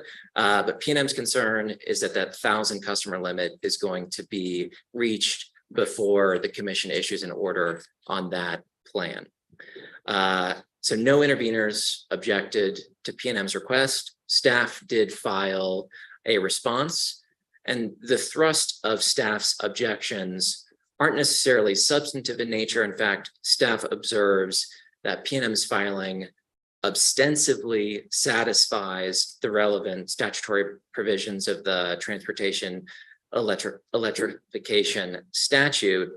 Staff's principal issue was more evidentiary, that PNM had relied on assertions of counsel rather than evidence in the form of affidavits or affirmations by subject matter experts. And what staff in its response proposed was that PNM simply address this request to increase the number of participants in the currently ongoing transportation electrification plan case. So you have two proposed orders for you. The first proposed order allows PNM to address staff concerns in this proceeding. And the way it does that is by allowing PNM to supplement its prior filings with the affidavits that staff pointed out were missing from those prior filings. And it then allows both staff and interveners an additional opportunity to respond within this proceeding. And the general goal of this order is to prevent customers from being denied the lower WHEV rate during the pendency of PNM's ongoing TEP proceedings. And one thing that I'll note about the effect of this current order is the current order does not prevent the ongoing TEP proceeding from considering this specific issue. So regardless of what we do in this specific order, PNM has requested a far greater increase in this WHEV rate in its ongoing TEP, and that will still be considered just at a later date. And I understand Commissioner Ellison has an alternative order to propose. I'm also happy to answer any questions. Okay, thank you for that. Would you like to describe the alternative or? Sure, I'd be happy to. So the gist of the alternative order here would be to deny this particular request of an increase in 1,000 customers on this additional customers on this whole house EV rate. And you know, the rationale behind that is that there is a current transportation electrification case that is pending. That decision will be in March. Is that correct, Mr. Martinez? I believe the deadline is in March. I think it's on the later side. Is in March. And they are requesting quite a significant increase in the number of customers who can sign onto this program. You know, that will override whatever is decided pertaining to the previous case. The commission did ask PNM to inform us when they reached 750 customers out of the 1,000. They did that. You know, personally, I think there would be a lot of value in hearing how that program is going. You know, I would be interested in knowing whether customers are charging their cars at night, whether you know, given the 3 cent per kilowatt hour rate for the whole house, are they dramatically increasing consumption at night? You know, has the consumption profile of these customers changed given the rate structure? How are these meters working? I understand that these are cellular, these are meters, digital meters with cellular communications, you know, how that are being installed. When a customer goes on this rate, what has been the experience with these meters? So, you know, I think part of the purpose of the commission setting the 1,000 customer limit was to get feedback on how the program is going. To my knowledge, we have not received feedback on how the program is going. And so I would like to get that feedback before increasing the number of customers. And in my view, it makes sense to not do piecemeal rate making, but to put this in the ongoing transportation electrification case, and to have a more thorough discussion of it there. The only downside I could see is that if, you know, PNM does reach their 1,000 customers and cannot add any more, I don't know that's the case, because I think they were at 750 as of the beginning of September. The program's been open for more than 2 years. And if it is the case, at worst, a customer would have to wait for a couple of months before being able to participate in the program. So in my view, the benefits of looking at it holistically and getting some feedback as to how the program is going outweighs the possible negative feature of some customers having to wait to get on the program. Thank you for that. I guess when I look at it, there's another issue. One is just concern with parties following commission's orders. And to me, to be on the right footing to require that, then the commission should also follow the commission's orders. So it's a coincidence that the filing, you know, that this program got to the point where they asked to expand it while a new case was going on. So to me, we should honor the commission's order in the previous case. And so that's where I'm starting from. We've got other things where the consequence of kicking cans down the road creates other problems down the road. So I hear what you're saying about wanting more information. Because this program is being revised in the current case, there is an opportunity to ask for the more information about the program in the current case while honoring the commission's prior order and dealing with that. Having said that, it is annoying that PNM filed it without an affidavit, and it's annoying that they didn't anticipate or somehow say, hey, by the way, this program is changing based on approval of the prior case while we're asking for the new one. Those two things are annoying. But to me, the big issue is, what did the commission order? Is PNM following the commission's prior order? Yes. So then I'm in favor of the order that just requires them to meet the information requirements that staff pointed out should be provided. And then Commissioner Aguilera, did you have any? I also favor the order that staff has provided. I think I do want to point out, though, that Commissioner Ellison has good questions. I have the same questions. I think there is room in this docket to get those answers. And like the chairman stated, I think it would be, I think that the commission previously considered this filing as potentially expanding the number of users without rebates. PNM was arguing that this is the right number that they proposed. There were other parties that such as WRA and I think CCAE that were saying, no, it should be 6,000.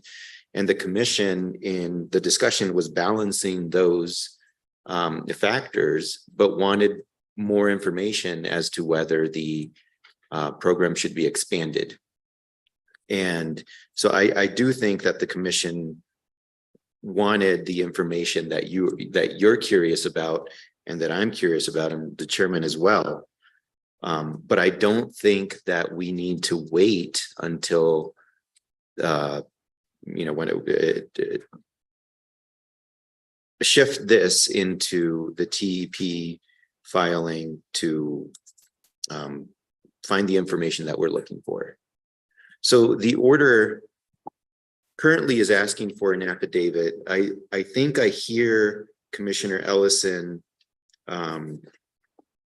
having specific questions, and I think there might be room to, you know, add some of those questions in here. So that we get the information that we're looking for, because I personally think there probably are cost benefits to ratepayers from expanding the program now, which is another reason why I don't want to wait. I think there are a lot of benefits in terms of the load shifting effect that charging EVs at night will have, right? Because you're avoiding additional capacity that PNM would otherwise have to procure. And so I would like to be able to weigh that information and you know, have answers to other questions that you have asked. So I guess I do have a question for Commissioner Ellison, is whether asking some of those questions here in this order so that we get that information, if that would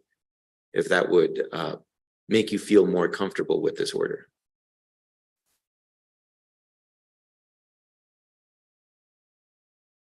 Yeah, I guess my feeling is that, you know, the commission in their previous order did ask for a check-in and to be informed at the 750 customer level. It didn't promise that it would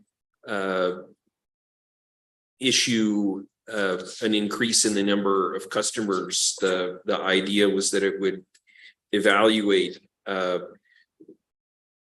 So, you know, PNM did what they were asked to do, and I don't see it as the commission has to grant that increase no matter what. And so I guess I don't see a big problem with transferring this into the ongoing matter. You know, at the same time, you know, I think it would be okay to take some of these questions into account and have them answered in this order that increases them. I mean, ideally, I'd like to know first before I agree to the increase, but you know, I think I could live with that. Well, I just want to make a clarification question. We're not increasing the size of the pilot. We're just increasing the allocation within the pilot. That's my understanding of PNM's request. Based on the statements in the ongoing TEP proceeding, it sounds like there's quite a few non-rebate slots that have not been used. So rather than increasing the total number of rate participants, it's shifting the proportions. And for additional context, what PNM has proposed to do in the ongoing TEP for 2024 to 2026 is increase the total number by 4,500, all of whom would be EV charger recipients, and then convert any unclaimed rebate participants into non-rebate participants. Yeah, I guess I need to get a little more knowledge of this case, but I don't really see the reason for making the distinction between customers who have got charging stations and are, you know, getting rebates for that equipment versus, you know, customers that are not.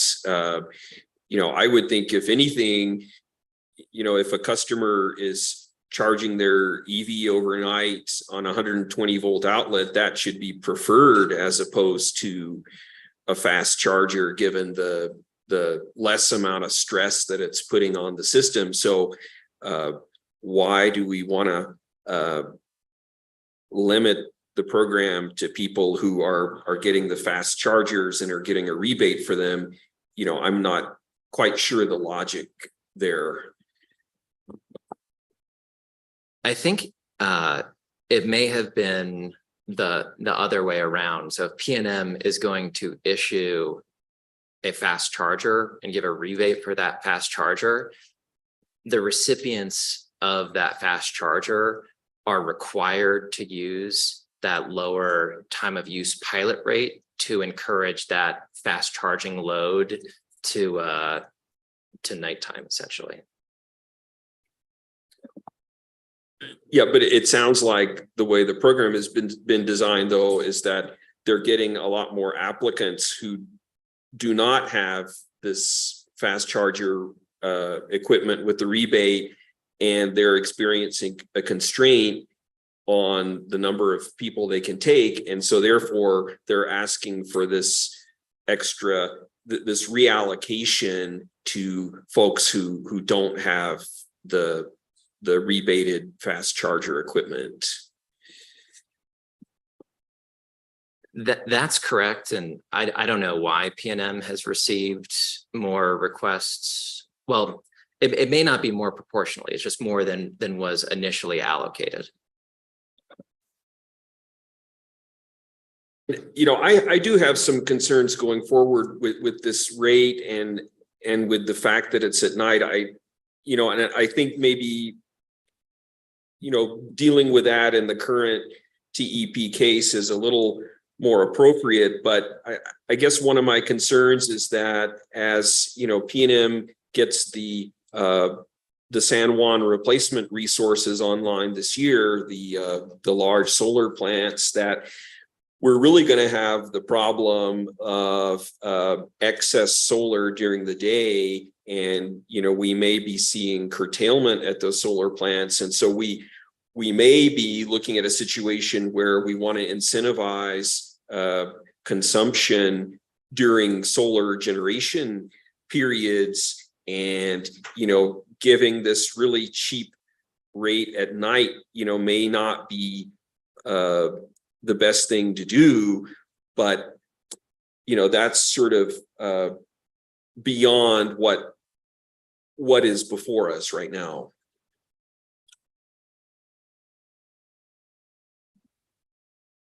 Again, excellent discussion. I still am of the opinion that let's honor the order in the previous case, and then we can explore issues going forward in the case that it exists. So I'm going to move that we approve the order that just requires PNM to refile with an affidavit and address other issues that staff had brought up. Yeah, and I will second that. And I do want to add one other thing, that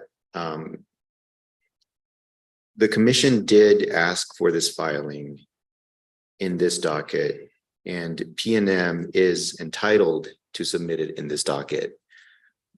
I have concerns generally about telling utilities what they can file and what they can't and where, because I believe that the law is entitling them to submit the filings, and it is our job to look at them.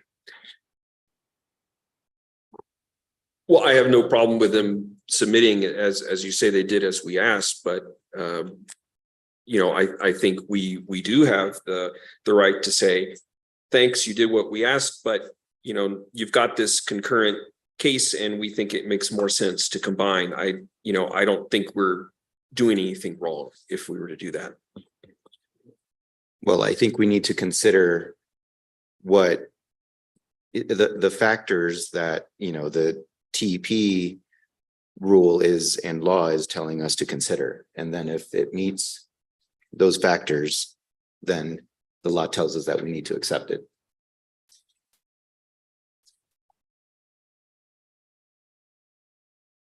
So any further discussion? So we have motion and a second. Call the roll, please. Mr. Chairman, Aye. Commissioner Aguilera, Aye. and Commissioner Ellison. Hey, Mr. Chairman, the vote is 2-1 to approve the order based on staff's recommendations. It's again. Thank you. Yeah. First of many, I'm sure. Mr. Fisk, you have the next two cases. Well, actually, we've been going a while. We've got a while to go. I was gonna see if people want to take a break, and then in the break, maybe we can look at our email and see if we could get back to the SPS rate case, but. Yeah. So I'm gonna propose that we recess for 15 minutes. Come back at 12:15. Is that okay? So, do I need a vote for recess?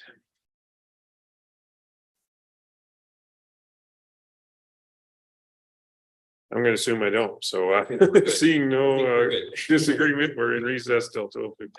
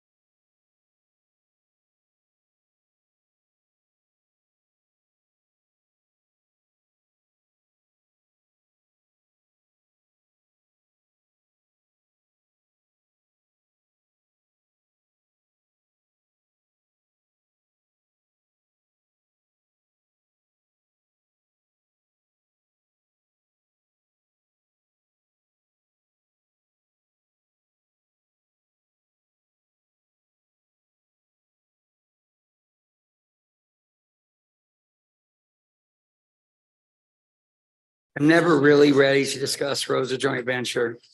I'm always ready. I'm sorry. I was just checking to see if you're ready.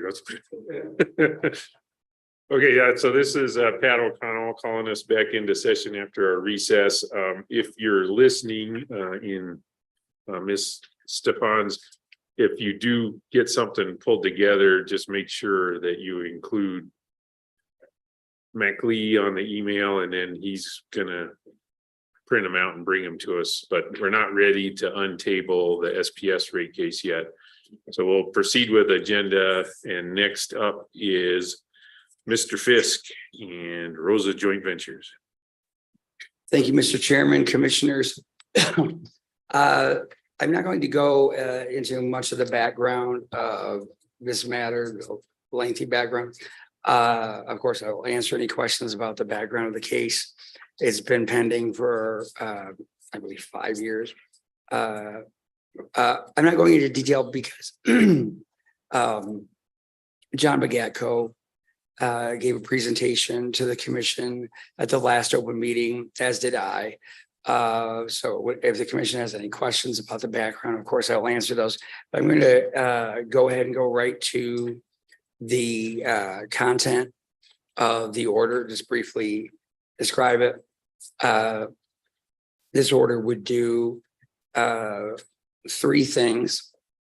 It would grant staff's motion for status update, because it has been quite a long time since the commission had an update as to what is the status of Rosa joint venture. This current commission has never had such an update. The last time an order was issued in this matter was by the former commission at the end, toward the end of last year. So staff in their motion requests that the commission issue an order requiring Rosa joint venture to provide a verified status report detailing, confirming that Rosa joint venture, or RJV, has actually executed the conveyance that was approved, according to the transfer agreement that was approved by the commission a number of years ago, 2 or 3 years ago, that Rosa joint venture has executed the owner verification form needed to initiate the subdivision review process in San Juan County. That, of course, was one of the things one of the processes that has been hanging up the closing on the transfer, because a new subdivision map is needed in order to close.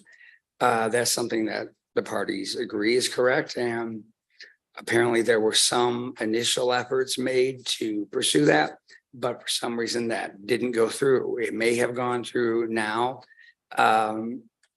And the third thing was that Rosa Joint Ventures has made repairs to the system as contemplated by the stipulation, or otherwise has compensated Sambrito, which is the mutual domestic formed for the purpose of receiving and operating the system, which obviously, as far as we know, the commission knows has not happened, but the status report that is requested by staff, and that would be ordered by this order, we may have a positive surprise. I doubt it, based on other things that have been filed in the record recently by ratepayers, but obviously we need a status on this.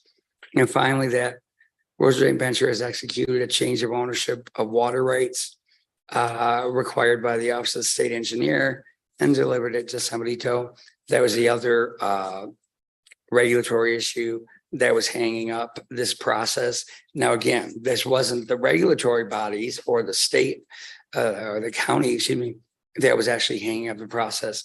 It was clearly the parties who were not pursuing these processes as they needed to. And of course, as the commission knows, there have been many orders issued by the former commission for ongoing penalties, for requiring the Rosa joint venture to hire a consultant that would work on behalf of the company, to work with the Office of State Engineer and the county. And that's something that, as far as we know, did not happen, or at least not within the time contemplated by the order of the commission last year. But just to summarize, the former commission, really took the actions that it felt it could to try to make those two processes happen. And we may find out that there's been some, by issuing the status order for status report, we may find out that there has been progress. But we shall see.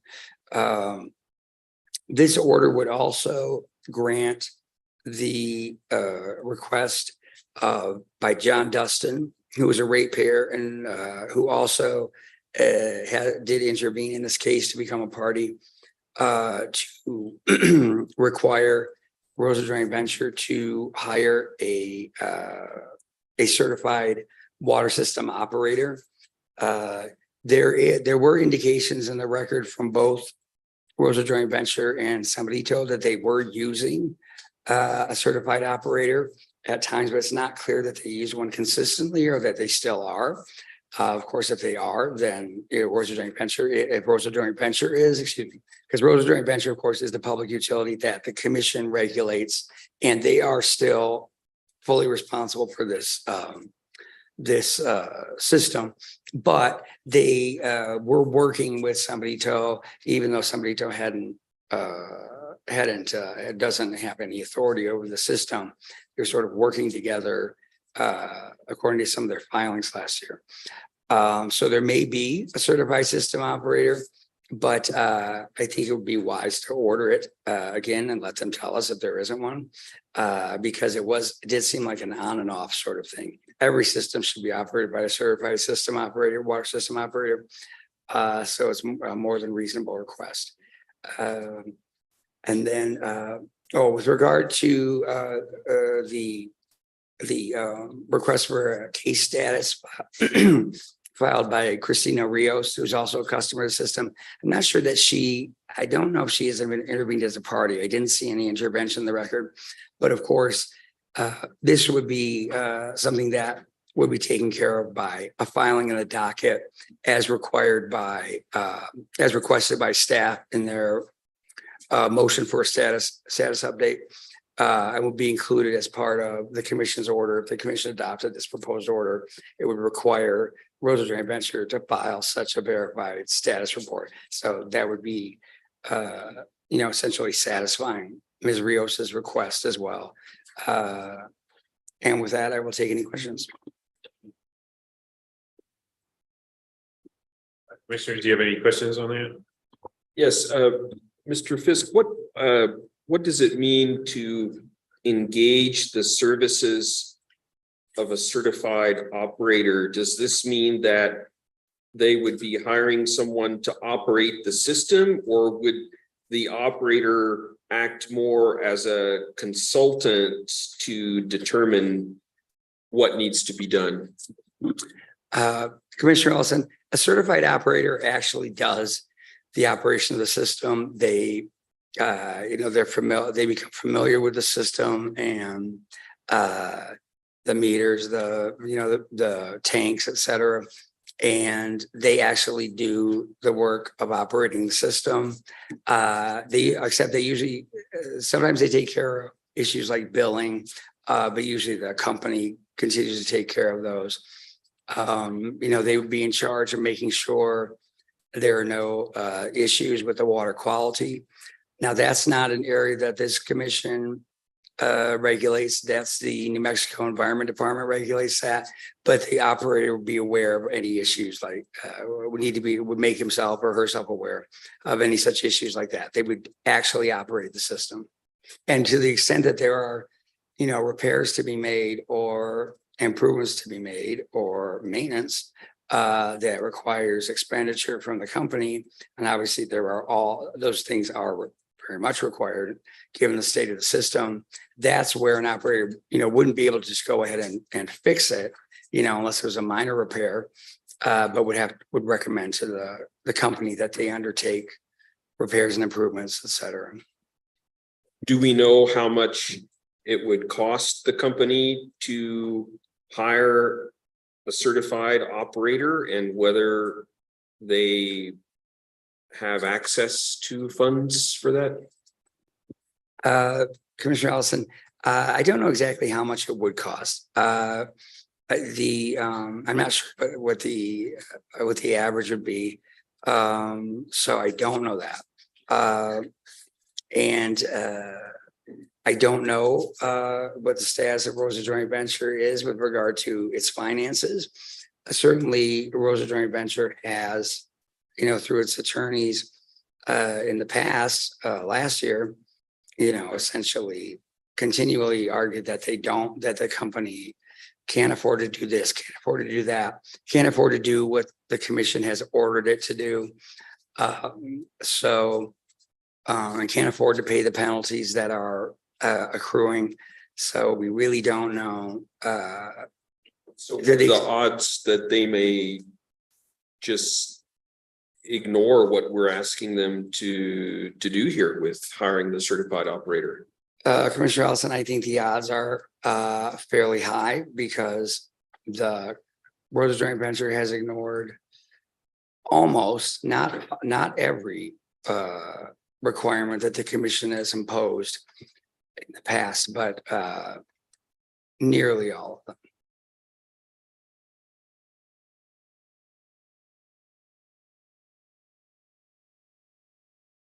Doesn't it seem that the highest priority here is really getting this company's assets transferred into a mutual domestic association as soon as possible so that they would be eligible for grant funds? Would you agree that would be a reasonable goal here? Commissioner Ellison, that is the goal. That is not only how this matter should be resolved or should have been resolved a couple of years ago. And the commission took every action it needed to by, approving the transfer agreement and issuing orders trying to get the parties to close on it. That is the answer in essentially all of these small water cases, especially when the system is when it's a very small system, and so there's very little money to make major repairs, and when major repairs need to be made, this is the solution. Because as you said, the anti-donation clause of the New Mexico Constitution forbids the state from providing money to a private entity like RJV. It's a public utility, but it's a private entity. And the Sanitary Projects Act, which established the category of mutual domestic water consumers associations, was devised to create a quasi-public entity that could receive money from the state, that's operated by the ratepayers, the people who pay the bills and suffer from poor water quality if there's a and lack of water service. If those things exist, that is the solution that's set up by the law.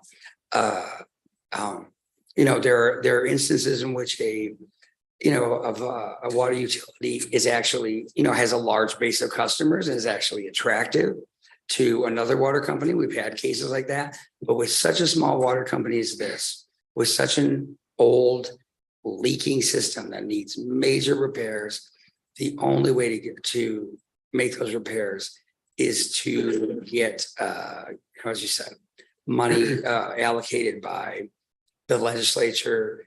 They do allocate money. For instance, we had a very large case a few years ago in which there's a boil water advisory placed on a small water utility for a year and a half. And the only solution really was to get a connection to the city of Bloomfield. This was up in San Juan County as well. And, that's what it took. And there was a there was an allocation by the legislature of, I believe it was $400,000 to make that connection. Now, that's rare that it's that much, but this company might require such a large grant as well.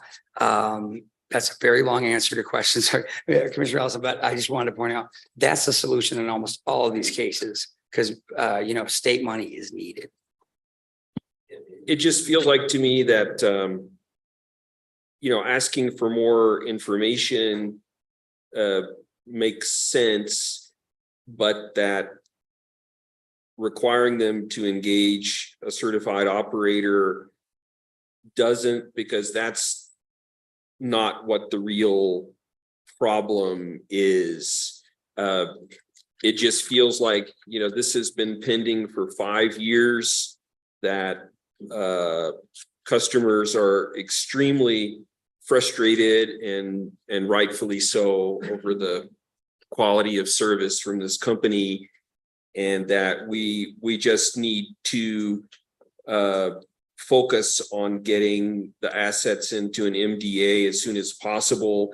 How I would see this is that, we might consider proposing to them that, we would consider dropping the fines that are outstanding if they take all actions necessary to transfer the assets to an MDA in short order.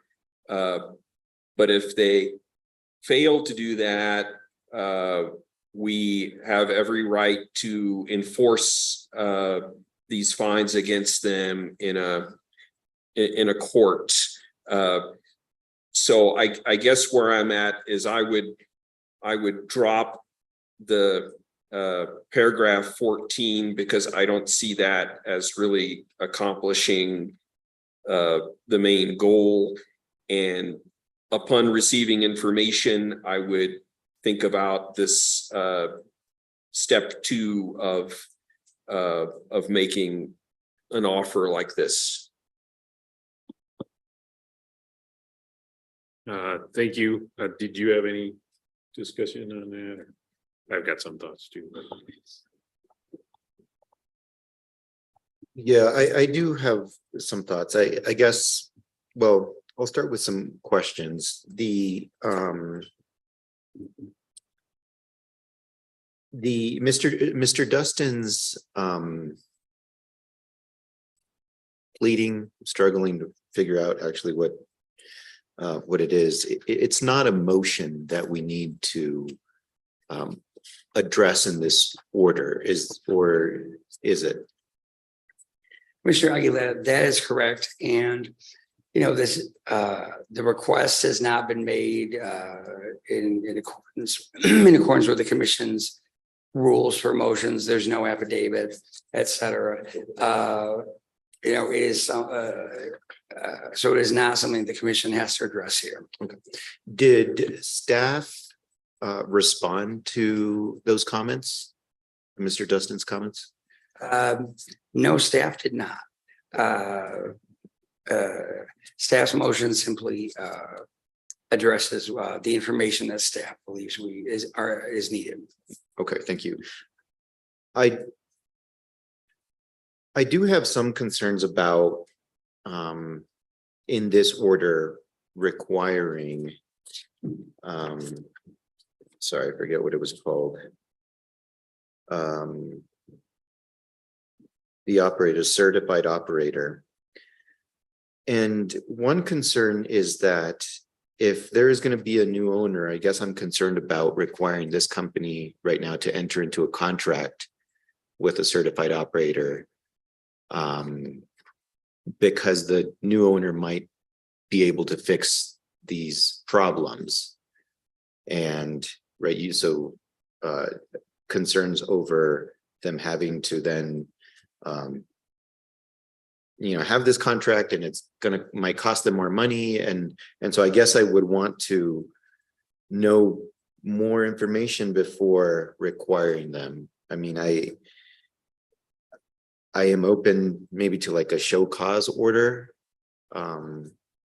but I am also open to getting the information that staff has requested in their motion and then deciding based on that information what the best path is for customers. Well, Commissioner Regulator, as you know, the entire case is in the form of an order to show cause because Rosa Joint Venture never sought, may not have been aware of the requirement that it be registered with the commission, that it have a certificate of convenience and necessity, that it have its rates approved. And, that we've had other cases like this in the past. And usually the solution is, to get it transferred to a mutual domestic. We don't have jurisdiction over mutual domestics. For the reasons already discussed, that usually is the best outcome for the ratepayers. I wouldn't issue an order to show cause with regard to hiring a certified operator. I don't believe our rules require a certified operator in every instance because there are instances in which the service and the quality is acceptable based on the expertise of the people who are operating the system, and they may occasionally consult with an operator. They may have when there are issues. So I would an order to show cause really should be issued only when it is suspected that there's a particular violation of our rules. I'd have to re-review our rules for small water utilities to determine if it's an absolute requirement of our rules that there's always a certified operator used. I know in some instances there's not. I think it's the best practice, especially for a system that has these problems. A certified operator wouldn't be able to fix these problems, but because it's a more complicated situation, they might be aware of problems that were beyond the leaks that result from having a system that's in this poor shape. So I think it would be a good idea if they don't already have one, but we don't even know that they don't have one at this time. So it could be something that the commission adds to if the commission wants to require a status report, it's something that the commission could ask about. Thank you. I mean, I guess that's something we could look into further. And I'm, happy to talk about the details. It seems like if we can require them to acquire the services from the certified operator, we can also issue a show cause order as to why we shouldn't do that. But I'll drop that for now and yield my time to the chairman. I think both of you explored the big picture questions very well. My thinking is exactly what Mr. Fitz said. This system has been not running well for a long time. Certified system operator doesn't solve the big problems, but it's alarming to me that people are drinking water from this system. It's broken and needs to be fixed. And so it's kind of a minimum. So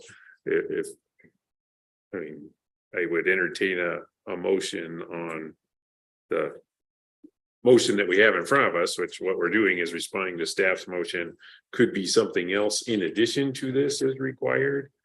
And we can work on that, but in terms of this has gone on too long, responding to staff's motion, I'm inclined to just approve what's in front of us.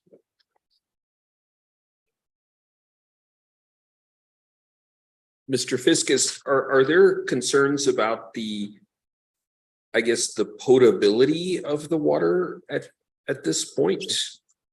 Commissioner Ellison, no, there hasn't been, as far as I'm aware, at any point, a question of the water quality, like a boil water advisory. It simply is that the system leaks a very large amount of water, but the sources for the system have not called. I said NMED, they regulate that. They issue orders there. It's something, I'm not sure. We have worked with the NMED in the past. I'm not sure that the NMED would automatically inform the commission of a boil, if they issued a boil water advisory. Certainly the customers would. And there hasn't ever been anything in the record about that. Having a leaky system, as far as I know, I'm not an expert, doesn't usually lead to something like that. Usually it's the I water. think I am an expert on this, Mr. Fisk, and when you see complete loss of water service determined caused by a leak, you need to start worrying about backflow prevention. And so, yeah, you're not all the way to boil water alert because the whole thing stinks by then, but we're talking about putting something back together that hasn't been working for many years. You've already stated that there's some question that these guys will comply with anything we tell them to do, but meantime, let's do what staff has asked and then make sure that we take the next step. It is kind of where I'm at. But so anyway, sorry to interrupt, but hard to sit here as a professional engineer listening to this when this is what that means. Thank you, Mr. Chairman. So just to clarify, you're proposing also to adopt this paragraph 14 that requires the certified operator. Yes. Okay.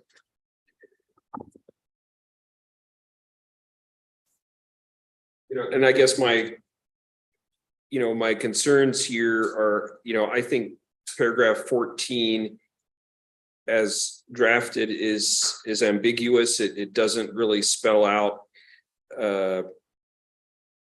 what the certified operator is supposed to do, what the term of the contract should be.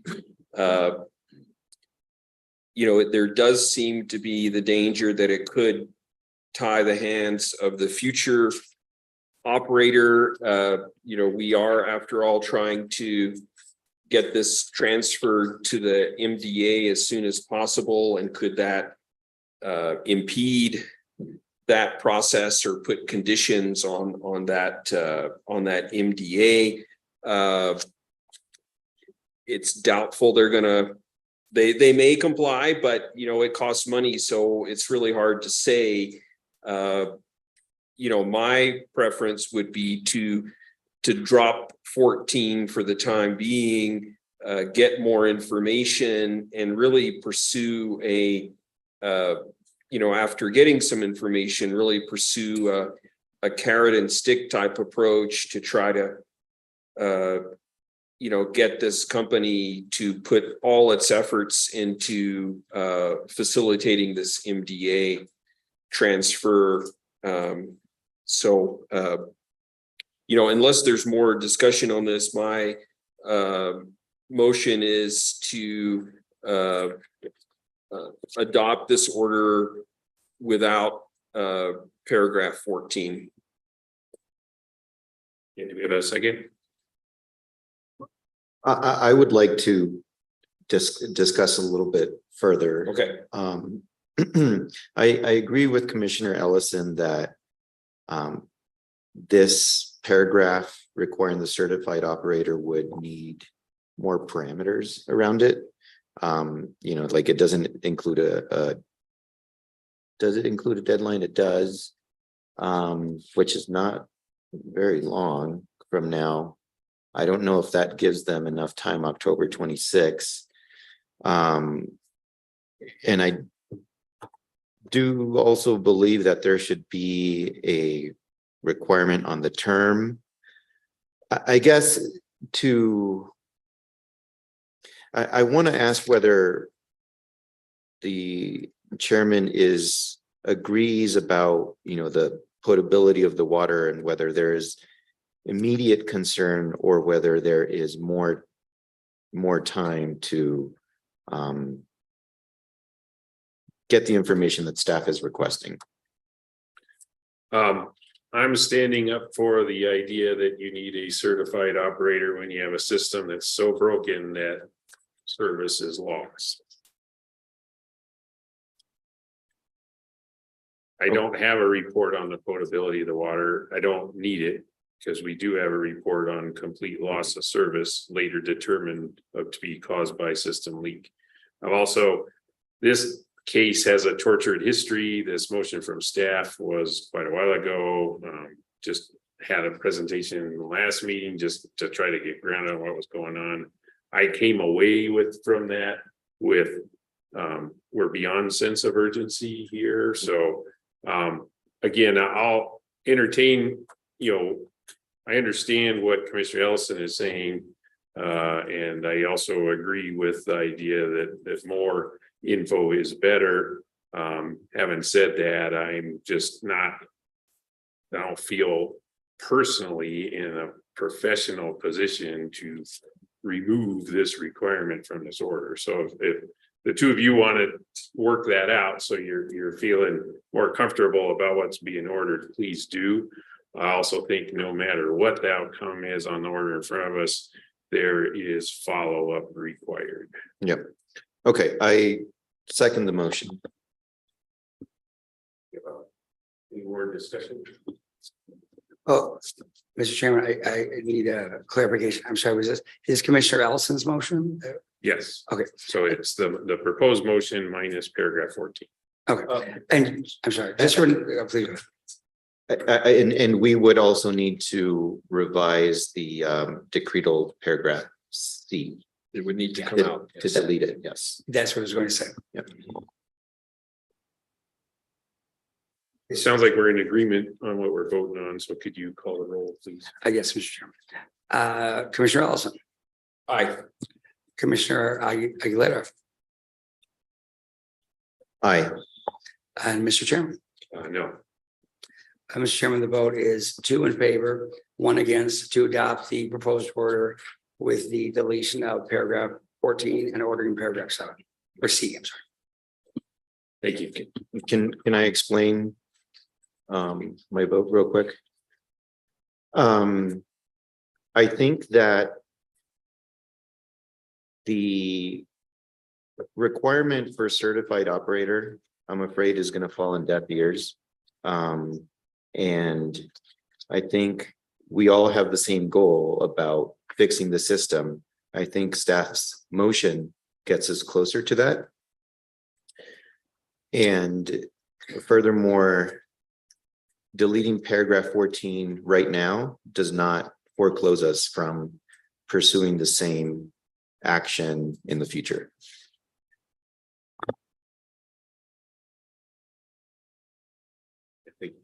So I think with that, we're ready to move to next item. So that's item 5, Mr. Fisk. EPE's Renewable Energy Act plan. Yes, thank you, Mr. Chairman, commissioners. Let me get this in front of me.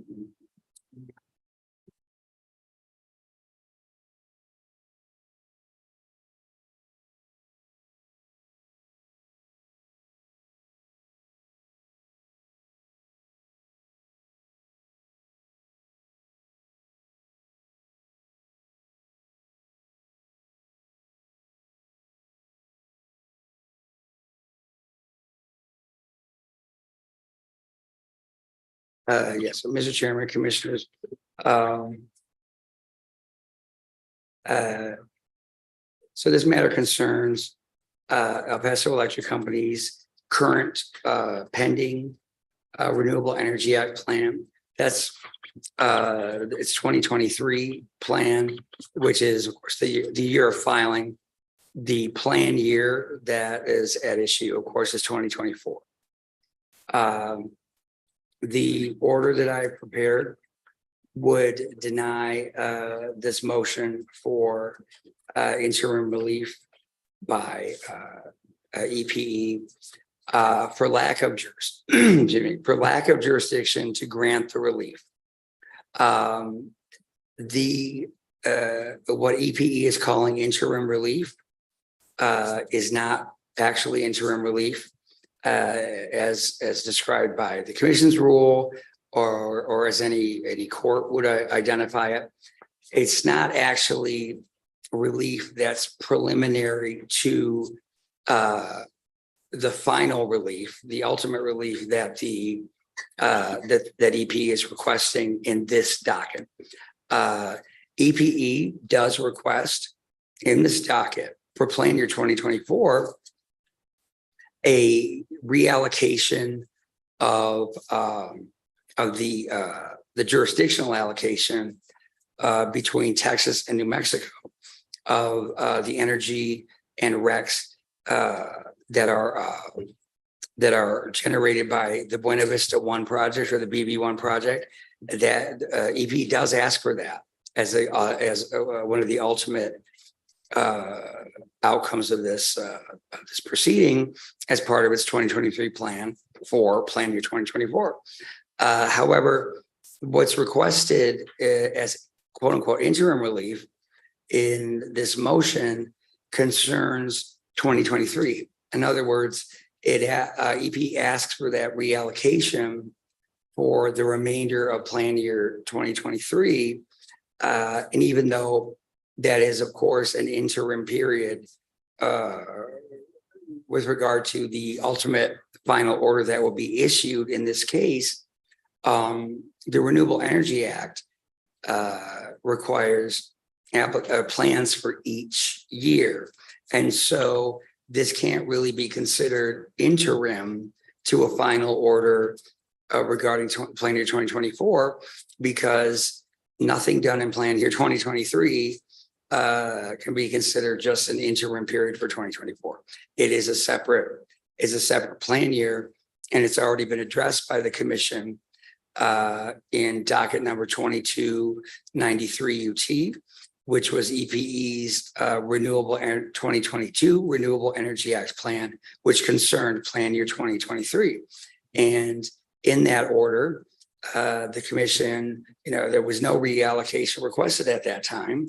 EPE says that there's been, subsequently based on events, they've discovered that the plan that was approved will not actually allow them to meet their RPS, a renewable portfolio standard for plan year 2023.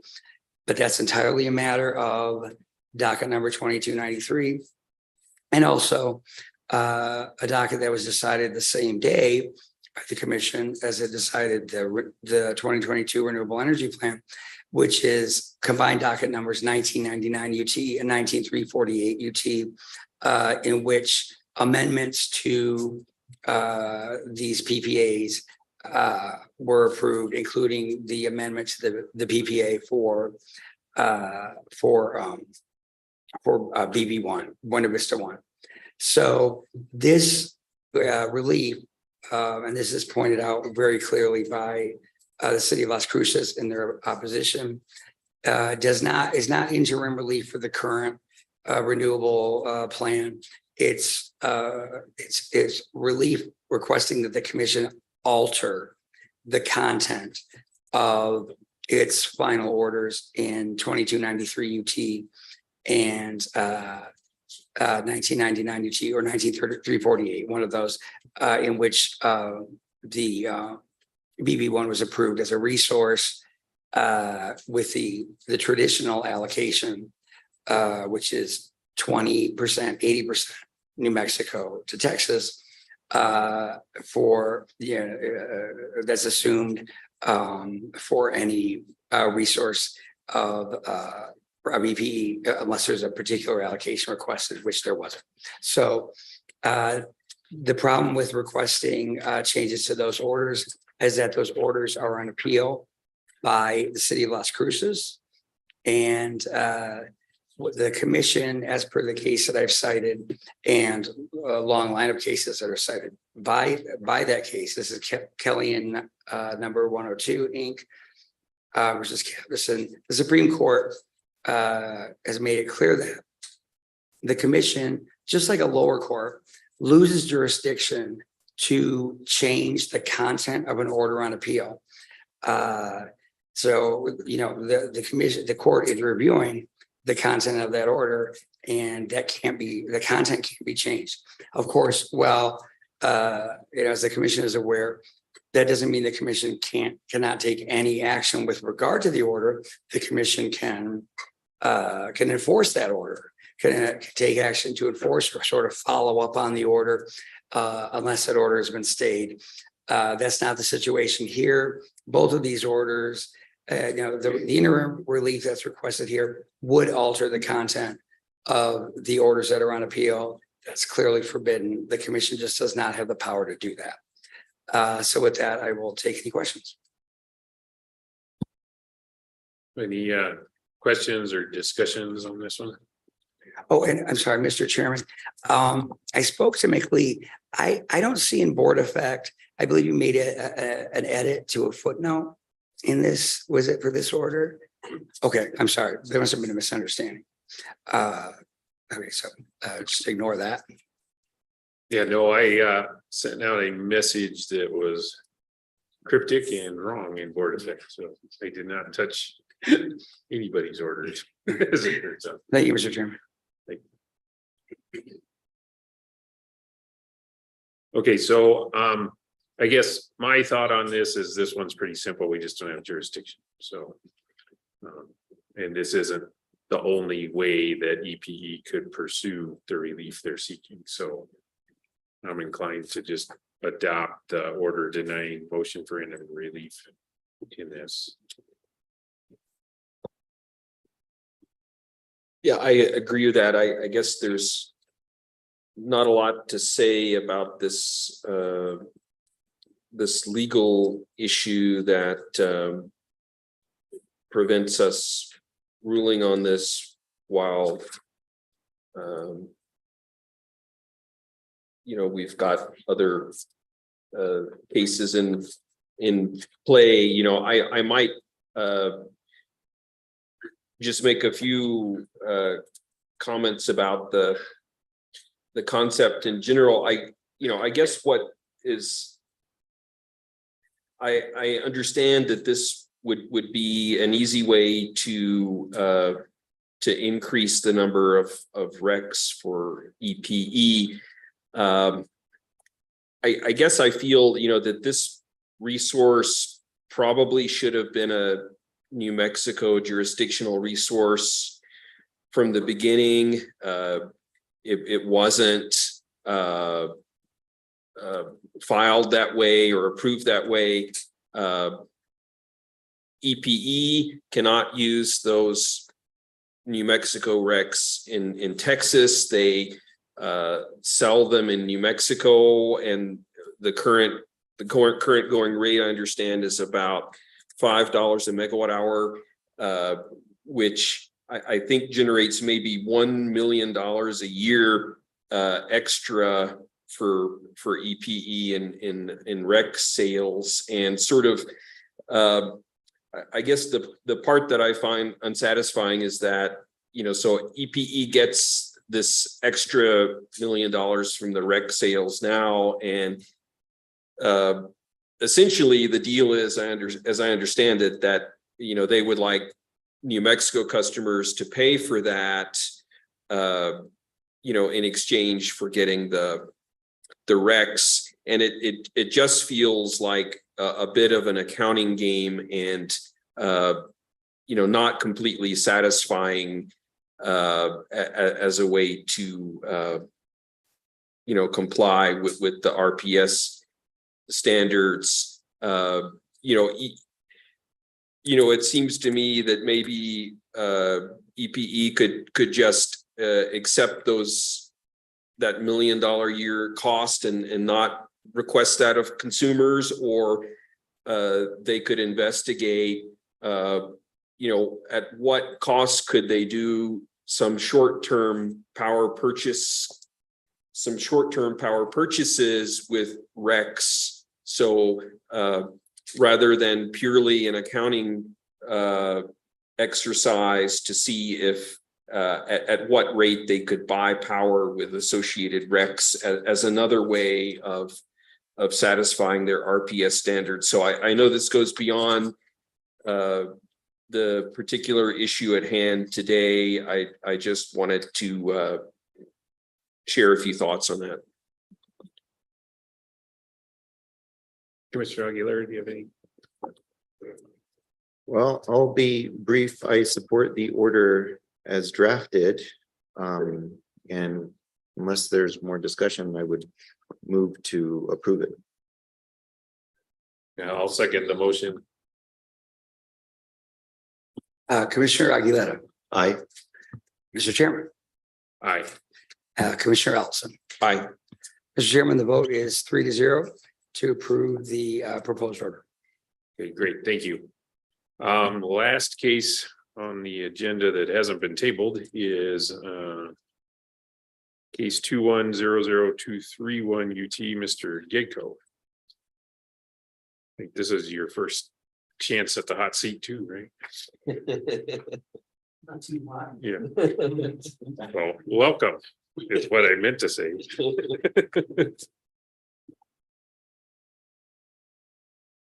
Good afternoon. Yeah, this case is a matter of the formal complaint of Scott Williams against Continental Divide Electric Cooperative. The complaint was originally filed in September of 2021 and by a pro se complainant, a customer of the cooperative that had at that time a solar system with a ability to do net metering. And the complainant believed that the meter was perhaps malfunctioning or that billing wasn't being done correctly. That led to an answer by the co-op, as well as a staff response to an order of the commission to assess the situation. What resulted from that, to not make this too complex, was an agreement was reached between the complainant and the co-op, the respondent, to do a rebilling of the time period that was in question. So the issue was raised with respect to December 2020 through March 2021. And the agreement that was reached was that that period of time would be rebuild with actual data input from that same time period 1 year later. Part of that goes to the fact that estimations in the initial time period were part of the difficulty that was identified between the complainant and the respondent. That agreement was put into an order by the commission, and as part of that order, the cooperative was ordered to comply with the order and provide a status update showing that they had rebuild the time in question with the actual data from the time period 1 year later, from the same 4 months, but 1 year in the future. When that filing was made, based on a review of that filing, rather than rebuild that time period in question, what the co-op displayed in its filing was that it had calculated the amount of overproduction of the complainant's system and had calculated a credit for simply that amount of overproduction. So the time periods when more solar was being produced by the complainant's system than was being used by the complainant. But of course, there's other periods during which the solar system is not adequate for the amount of energy that that complainant was consuming on the property.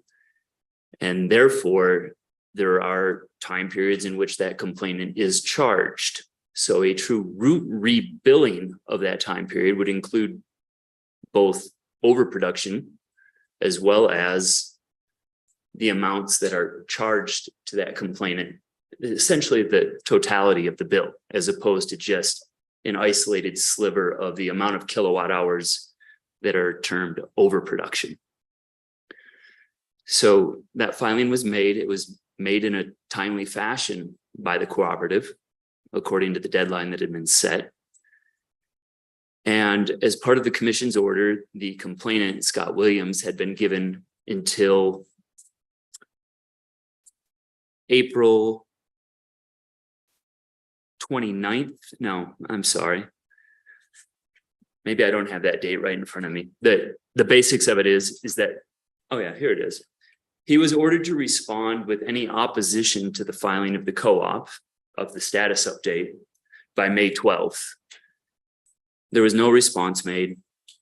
And on June 5th, approximately 3 weeks after the deadline that had been imposed by the commission, the complainant did email the commission and express that the filing that had been made, the status update by the cooperative, did not comply with the agreement that he understood he had reached with the cooperative with staff's assistance.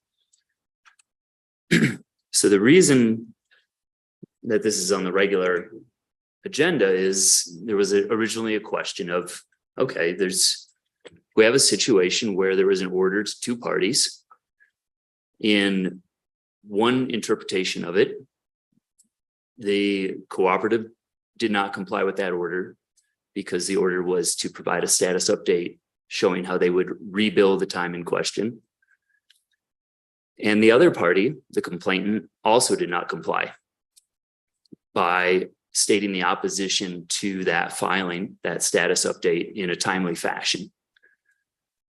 There was also the possibility, there would be the option of saying, well, the cooperative filed in a timely fashion. The complainant had the responsibility to state the opposition by a certain date. Since that opposition wasn't stated on a certain date, by that date, the complaint is going to be dismissed because he did not comply with that. The cooperative made an attempt to do it on time. They may claim that they did, and the opposition wasn't stated in a timely fashion. What I propose is the option that I believe is most preferable, given the fact that there was an agreement reached between these parties. The agreement was reasonable in that staff had identified issues with the way that billing had occurred. No breaking of law, but confusion was created. And an agreement was reached that all parties were happy with. Now, they didn't reach that result by an assessment of the filings that were made. And so I have drafted an order that essentially does this over, that reaches out to the cooperative, asks the cooperative to calculate the data to rebill that time period in question with actual data in an accurate manner, and provides the complainant another opportunity to oppose that. And based upon the development of those two actions, the commission would then issue another order down the line that says, okay, this was a proper filing in this case, there was or was not opposition. This amount should be credited to the complainant by the cooperative. The goal is to reach a just resolution amongst parties that reached an agreement. And there's other details, but that's the basics, and I'm here for questions. Thank you, Mr. Gagco. Any questions? Yes, I have a question. Staff presented the agreement that had been negotiated. Is there, which to me seems clear. I think it would be a stretch to understand the rebilling requirement in any different way. Is there any dispute as to what the agreement reached was, aside from the customer eventually saying, no, that's not what we agreed to? I guess I'm asking, does the cooperative share the same, clearly not, the same understanding of what the agreement was? We don't have that information at this point because the cooperative made a filing, the complainant responded out of time, and there's been no activity in the docket since that point. Whether it was simply an error made in the way that the spreadsheet was developed, or whether it was a fundamental misunderstanding in the way that the agreement was formed, we don't know. And okay, so let me rephrase my question, right, which I think will help me arrive at the response that I was looking for. When staff stated what the negotiated agreement was, did the cooperative come back and say, no, that's not what we agreed to? No. Okay, thank you.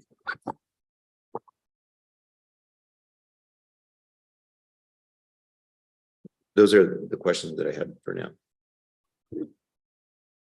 Yeah, kind of where you landed with your summary is we've got this old case. It's not clear that it ever was resolved, so appreciate you bringing forward this order just to try to make sure justice was served before we close it, so.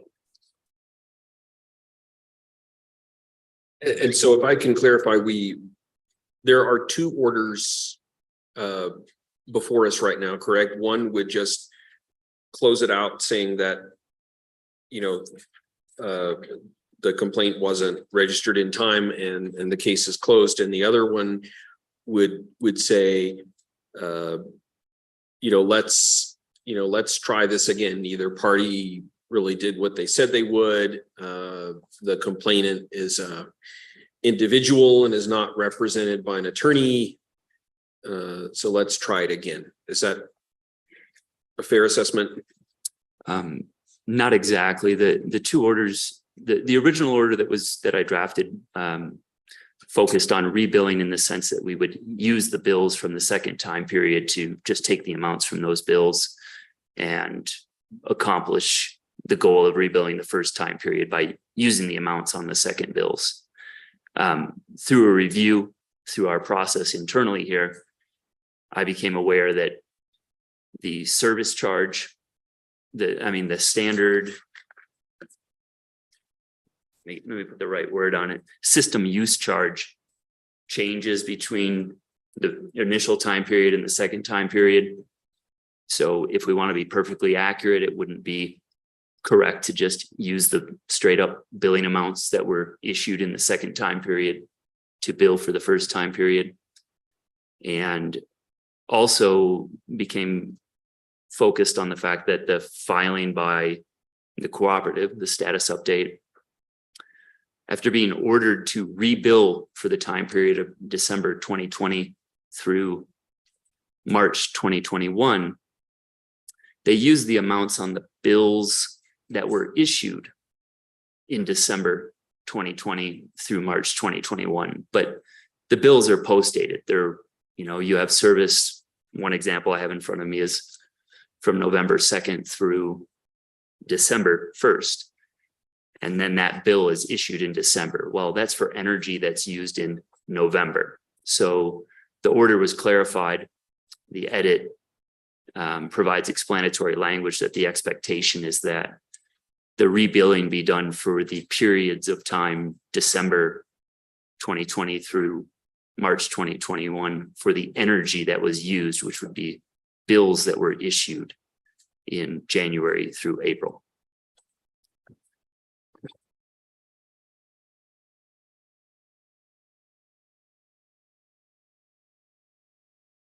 The short answer is the second order solidifies the process to accomplish an accurate rebilling, but they both sought rebilling.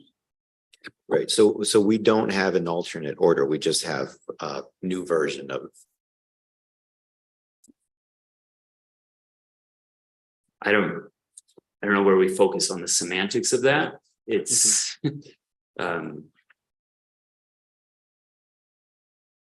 the second version is an edit of the first one. If somebody had said, I don't want to accept those edits, then it would be that we have two alternatives, but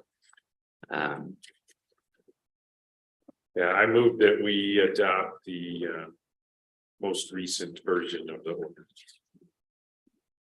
I second. Mr. Chairman, Aye. Commissioner Aguilera, Aye. Commissioner Ellison. Aye. Mr. Chairman, the vote is 3-0 to adopt the revised order. Thank you, Mr. Giggle. Thank you. I see from the back of the room, maybe we have some news. Very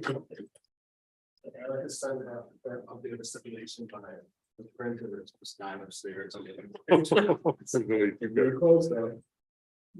All right. My kingdom for a nail.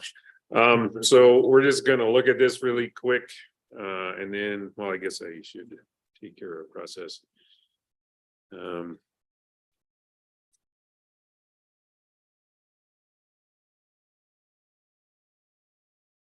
So I move that we take off the table item number 1 from the utility agenda this morning. A second. Commissioner Ellison, Aye. Mr. Chairman, Aye.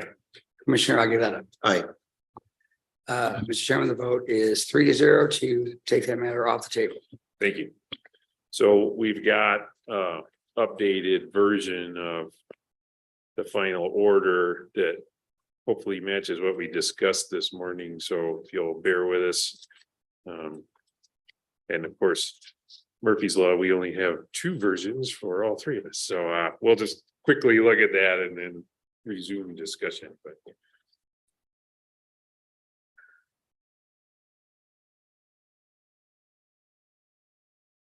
oh, thanks. There's a red light.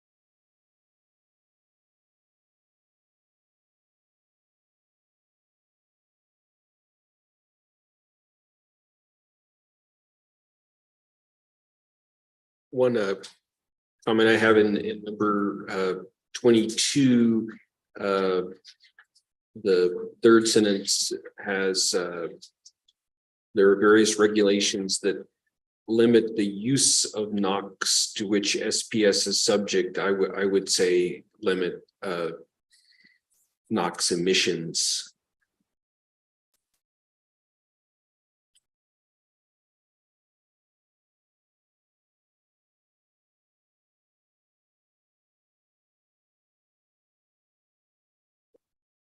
Noted. Thank you, Commissioner.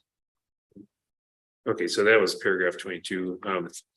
Also back, the paragraph we made the most changes in, it was 36, now it's 21. I would propose deleting the sentence that says commission finds early retirement is consistent with the REA. I don't think that's actually true, but so I would change it so it reads in response to CCAE's exceptions regarding the increased operation of Tolk up to 4,000 gigawatt hours per year over a shortened time span, comma, the early retirement of Tolk will produce savings for ratepayers. So, and then just continue on from there. And then just typo, the SPP is Southwest Power Pool. Thank you. So your view then is that it's not accurate to say that the early retirement is consistent with the RTA because it seems to me to be broadly within the spirit of the RTA to have a coal-fired plant retire early, but yeah, I'm just taking it out because first of all, it's not necessary. And frankly, I think it's in dispute if you look at SBS's statements. I mean, I just want something that's not confusing. And sure. No, it's I'm like confusing and not necessary. In the spirit of taking things out that may be confusing, I don't mind taking that sentence out. But, just in general, if you look at the spirit of the REA, it seems to me that an early coal plant retirement is within the broad spirit of the REA. But again, I'm happy with leaving that sentence out. Commissioner Aguilera, did you have any other? Yeah, I'm fine leaving that out and fine with the edit to paragraph 22 as well.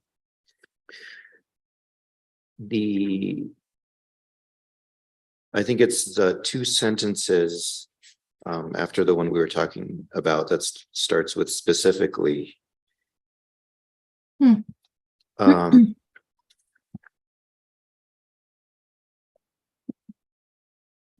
I just think it's maybe a little.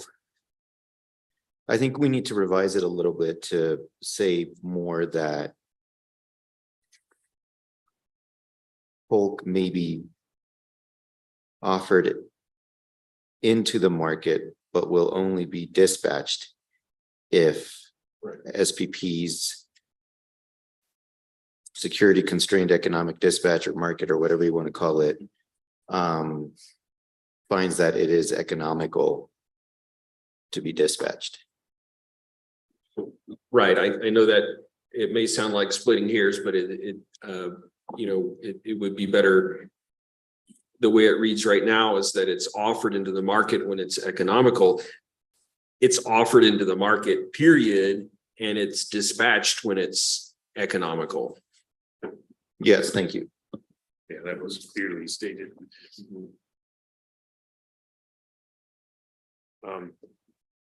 I guess just three-way communication. Ms. Avila Stefans, could you just read back where you're at on that paragraph and then maybe we could move to a motion?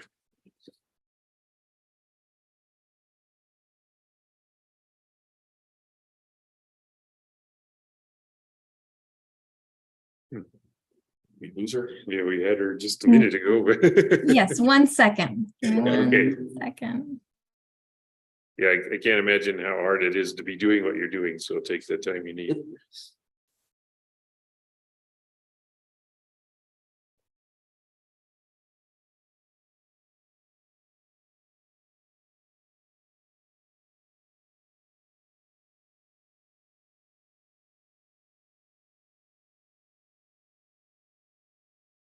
Okay, here is paragraph 22. In response to CCAZ's exceptions regarding the increased operation of Tolk up to 4,000 gigawatt hours per year over a shortened time span, the commission finds that the early retirement of Tolk will produce savings for ratepayers as the fixed O&M cost of keeping the plant open from 2029 to 2032 will be avoided. There are also interim savings contemplated in the stipulation, specifically that Tolk will be offered into the market and will be dispatched when it's economical to do so as determined by the Southwest Power Pool. And I haven't changed anything after that. Great, thank you.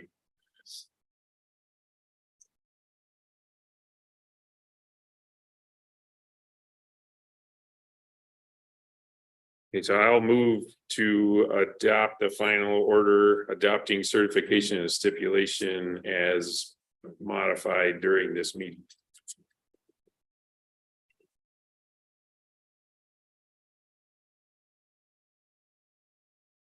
My second.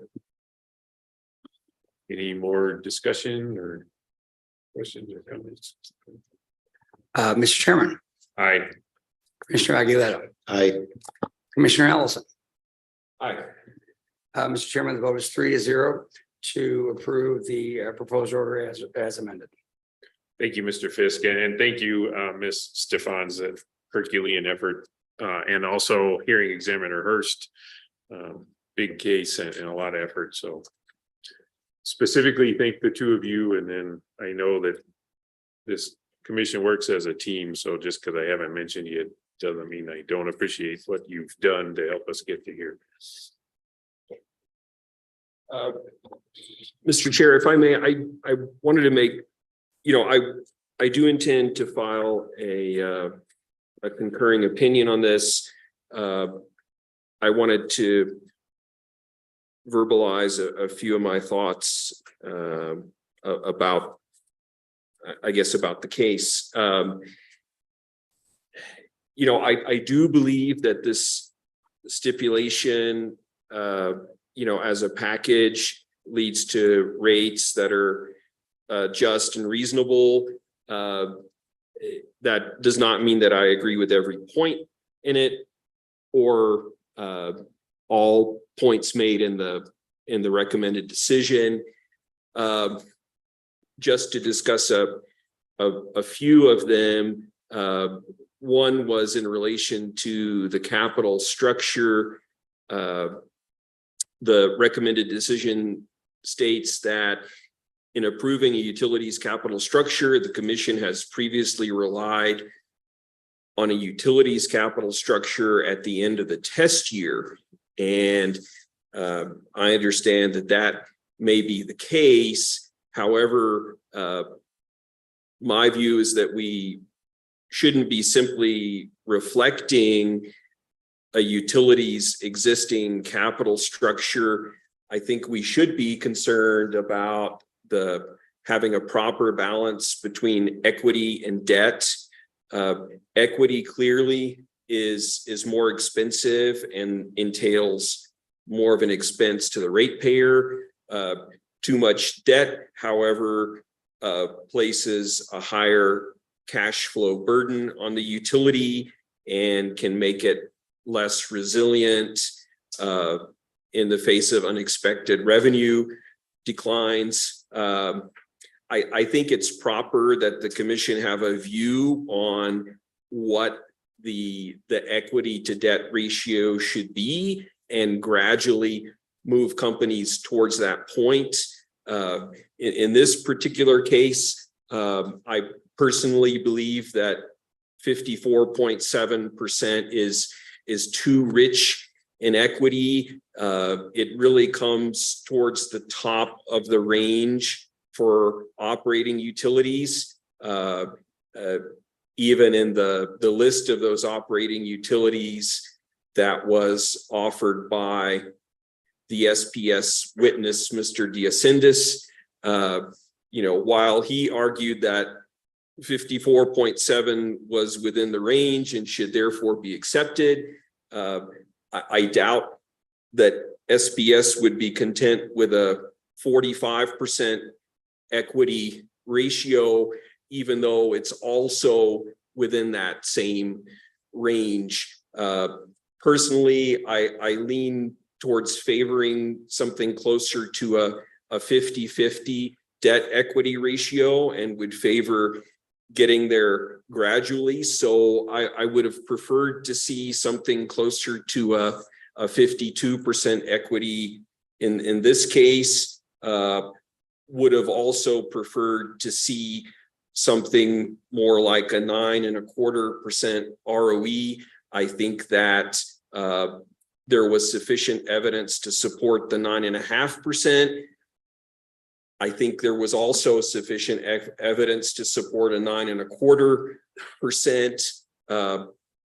If you do make those two adjustments, the 9.25% ROE and the 52% equity, that would imply roughly a $6 to $7 million revenue drop.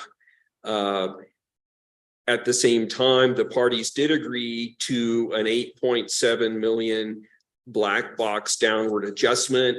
And so the ROE and the capital structure adjustments that I was thinking of fit within that black box adjustment. And so, I feel comfortable with the outcome. At the same time, I would like to say that the headline ROE and equity percentages in the stipulation should not be considered a precedent or taken as an indication of what I would have sought to achieve had this been a fully litigated case. I also thought that there was more concern.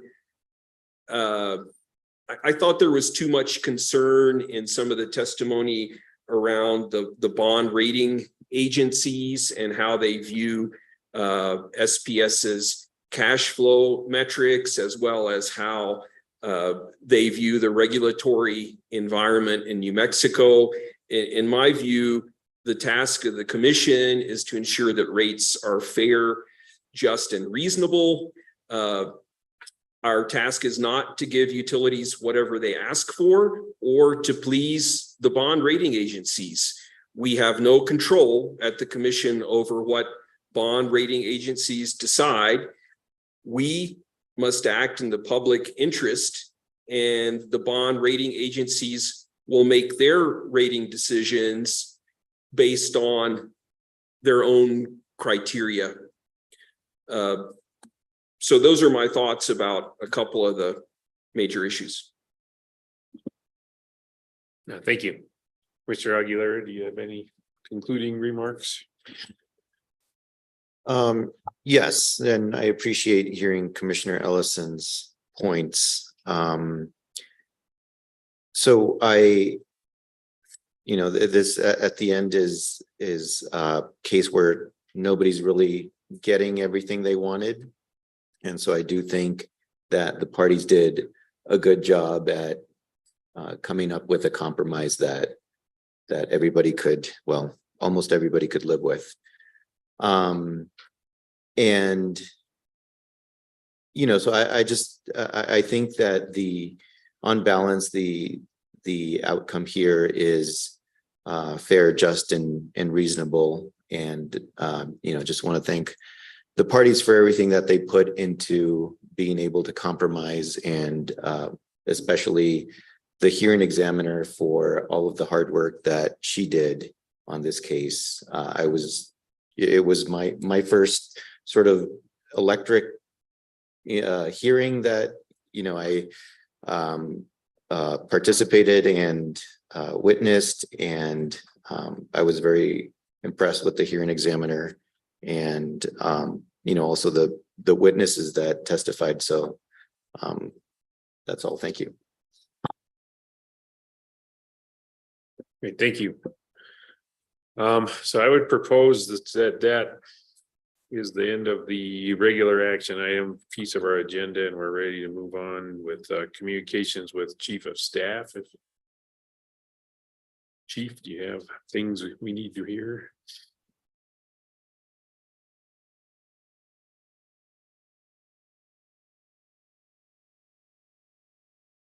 Good afternoon, commissioners. I will keep it brief. I do have a couple of things that are worth highlighting this week. First of all, we're excited. We have sent, or we're sending 25 of our managers and leaders to an ongoing management and leadership training with a gentleman who runs Leadership Santa Fe, David Marquardt. So we started off on Monday morning, and that will continue roughly every other week for 12 sessions. So we're excited about that. We're excited about building that leadership and management team and gaining additional skills. Secondly, and as you're aware, we're coming near the end of our strategic plan. We have what should be our final session next week. In the interim, between the time we last met and next week, we've been working with staff groups on implementation plans and really getting into the how of the strategic planning goals that the core team has been setting with input from the review team. We anticipate circulating those documents for review, hopefully early next week, so that there will be sufficient time to review them before that meeting on Thursday. I think it's Thursday. We have made great progress on the continuing education seminar that I announced last session. Those again will be held the 13th and 14th of November. I'm waiting on one more confirmation, and then our agenda and speakers will be set. In the meantime, we've been able to confirm that we will be in room 309 of the Capitol. So there's free parking there, lots of free parking and adequate space for us to hold that. If there are any questions about that, people can contact me. I do anticipate as soon as I hear back from these last presenters that we will be posting the agenda and accepting registrations. So for anyone who's interested, it's no cost to them. If they want CLE credits, we are currently working with the bar to get those credits pre-approved. And I believe, I've spoken with you, Mr. Chair, I believe they're also eligible for continuing education credits for professional engineers, I think. Yeah, I believe they are. So we're very actually, I think there was going to be a session on ethics, right? There's two of them. Yeah, two. So for all you professional engineers out there, this is a good way to get your ethic PDHs for the biennial requirements. Thank you, Mr. Chair. There's also going to be 24 presenters, most of those actually not from the PRC, although we do have some PRC presenters as well. So it should be a good mix. Lastly, and I'm going to leave you all with something light and fun. We are participating in a very Santa Fe art show. We are hosting one of the Art in the Lou art pieces. We have a public restroom here just down the hall on the second floor that is hosting a piece of public art. So they're scattered around other public restrooms in Santa Fe. And as far as I know, we're the only public body participating. So we're very excited for that. So I stand for questions. Did in our restroom on the second floor. Does it's worth checking out. Thank you for that. And again, this CLE you've pulled together looks like an asset, not just for us, but the community of people that work in the regulation space. So thank you for doing that. And then unfortunately, I'm going to miss it. Commissioner Ellison and I will be at the NARU conference in California, but we'll be here in spirit because again, this really has shaped up to be something special. So thank you. Thank you. Thank you, Chief Staff. So next item is communications with commissioners. I just wanted to report that I think I'm within striking distance of succeeding in achieving the CAPE ethics certification. I just have to write my report by the end of this month. And then this weekend, I think I finished up my continuing education requirement with a really good class on economics and the law. So I feel much smarter would be my report there. So anyway, that's good news. And I know both of you have been working on your CAPE training. So I was saying this out loud as much to make sure I remind myself to meet the deadline, which I think is coming up in a couple of weeks here to get the draft of the report out. So and that's all I had for today. Did you have anything, Commissioner Aguilar? Yeah, similar situation with respect to the ethics courses that we're required to take. I, just need to do that report by the deadline. And it will be, I actually, the courses have all been very interesting. It's a lot when, we're trying to do that in between all the other work we have, but definitely worthwhile. And then with respect to the workshop series on regional markets, I anticipate bringing some kind of proposal as to how to proceed for our next meeting. If you have preferences for topics to have, I think it would be helpful to maybe have your advisors send those over to us, and that way we can consider that as, we bring a proposal to you next meeting. Thank you. You get to bring us home, Commissioner Ellison. Great, thank you. One item I'd like to bring up is that New Mexico Gas has their annual gas supply plans due on November 1st. We have a New Mexico Gas contingent present here. And I think it would be worthwhile to ask them to do an informal oral presentation to us of those plans at one of our open meetings, whether that be on November 2nd or maybe the subsequent. I think we would need to find out from New Mexico Gas when they would be prepared to make a presentation. But I think it's a topic that we're all concerned about, winter gas supply plans, and I think it would be worthwhile to have them present. Another item is that I'm also thinking about the continuation of our reliability as well as our grid modernization, integrated distribution planning workshop series. I think we've discussed that for the grid modernization, the next step seems to be an informal workshop where the utilities present how they do distribution planning currently.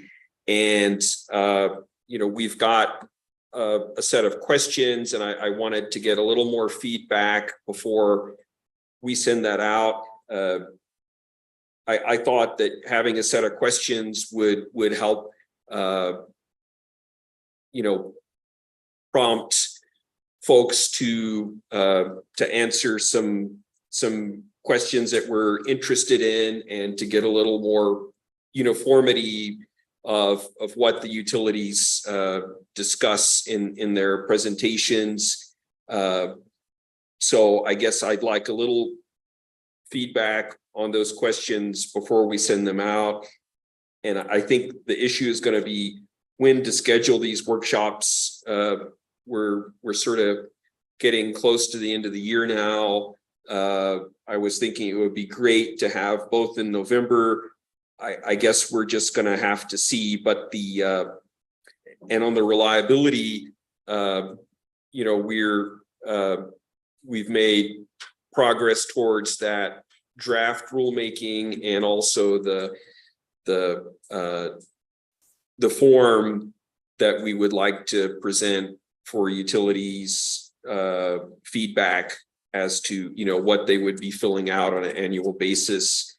I think that's not quite ready to send out. So, we've got those two issues pending and we need to figure out some scheduling. So I guess we'll need to sort of see what we can do offline about how to schedule those workshops. Just a couple of side notes. I did participate in a NARUC gas committee meeting earlier this week and presented on New Mexico and gas storage issues. And we heard from a couple of commissioners from Michigan and Oklahoma as to what their states are doing in the way of gas storage. And it was really striking to me. And I understood this, but the fact that New Mexico has so much gas production, yet does not have an underground gas storage facility is quite a contrast with at least these other states that we're presenting that have a lot in the way of gas storage.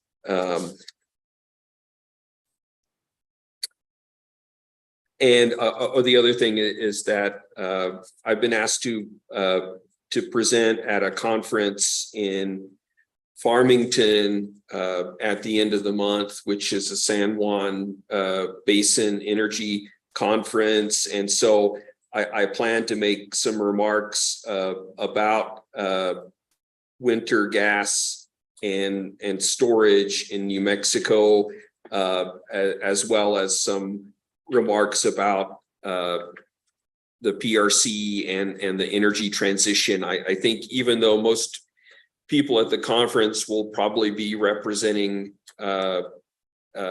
gas production, they've obviously got an interest in what happens in energy in general. Yeah, thank you for that. It was a good reminder that end of year is now within striking distance too. So I've been working with the OGC to try to plan our December meeting, so we maybe don't have to have one on the 28th, but I'm not ready to say that yet. So anyway, the effort is being made so we can give some people a much needed break. So anyway, any objections to adjourning? All right, we are adjourned. Thank you, Elle.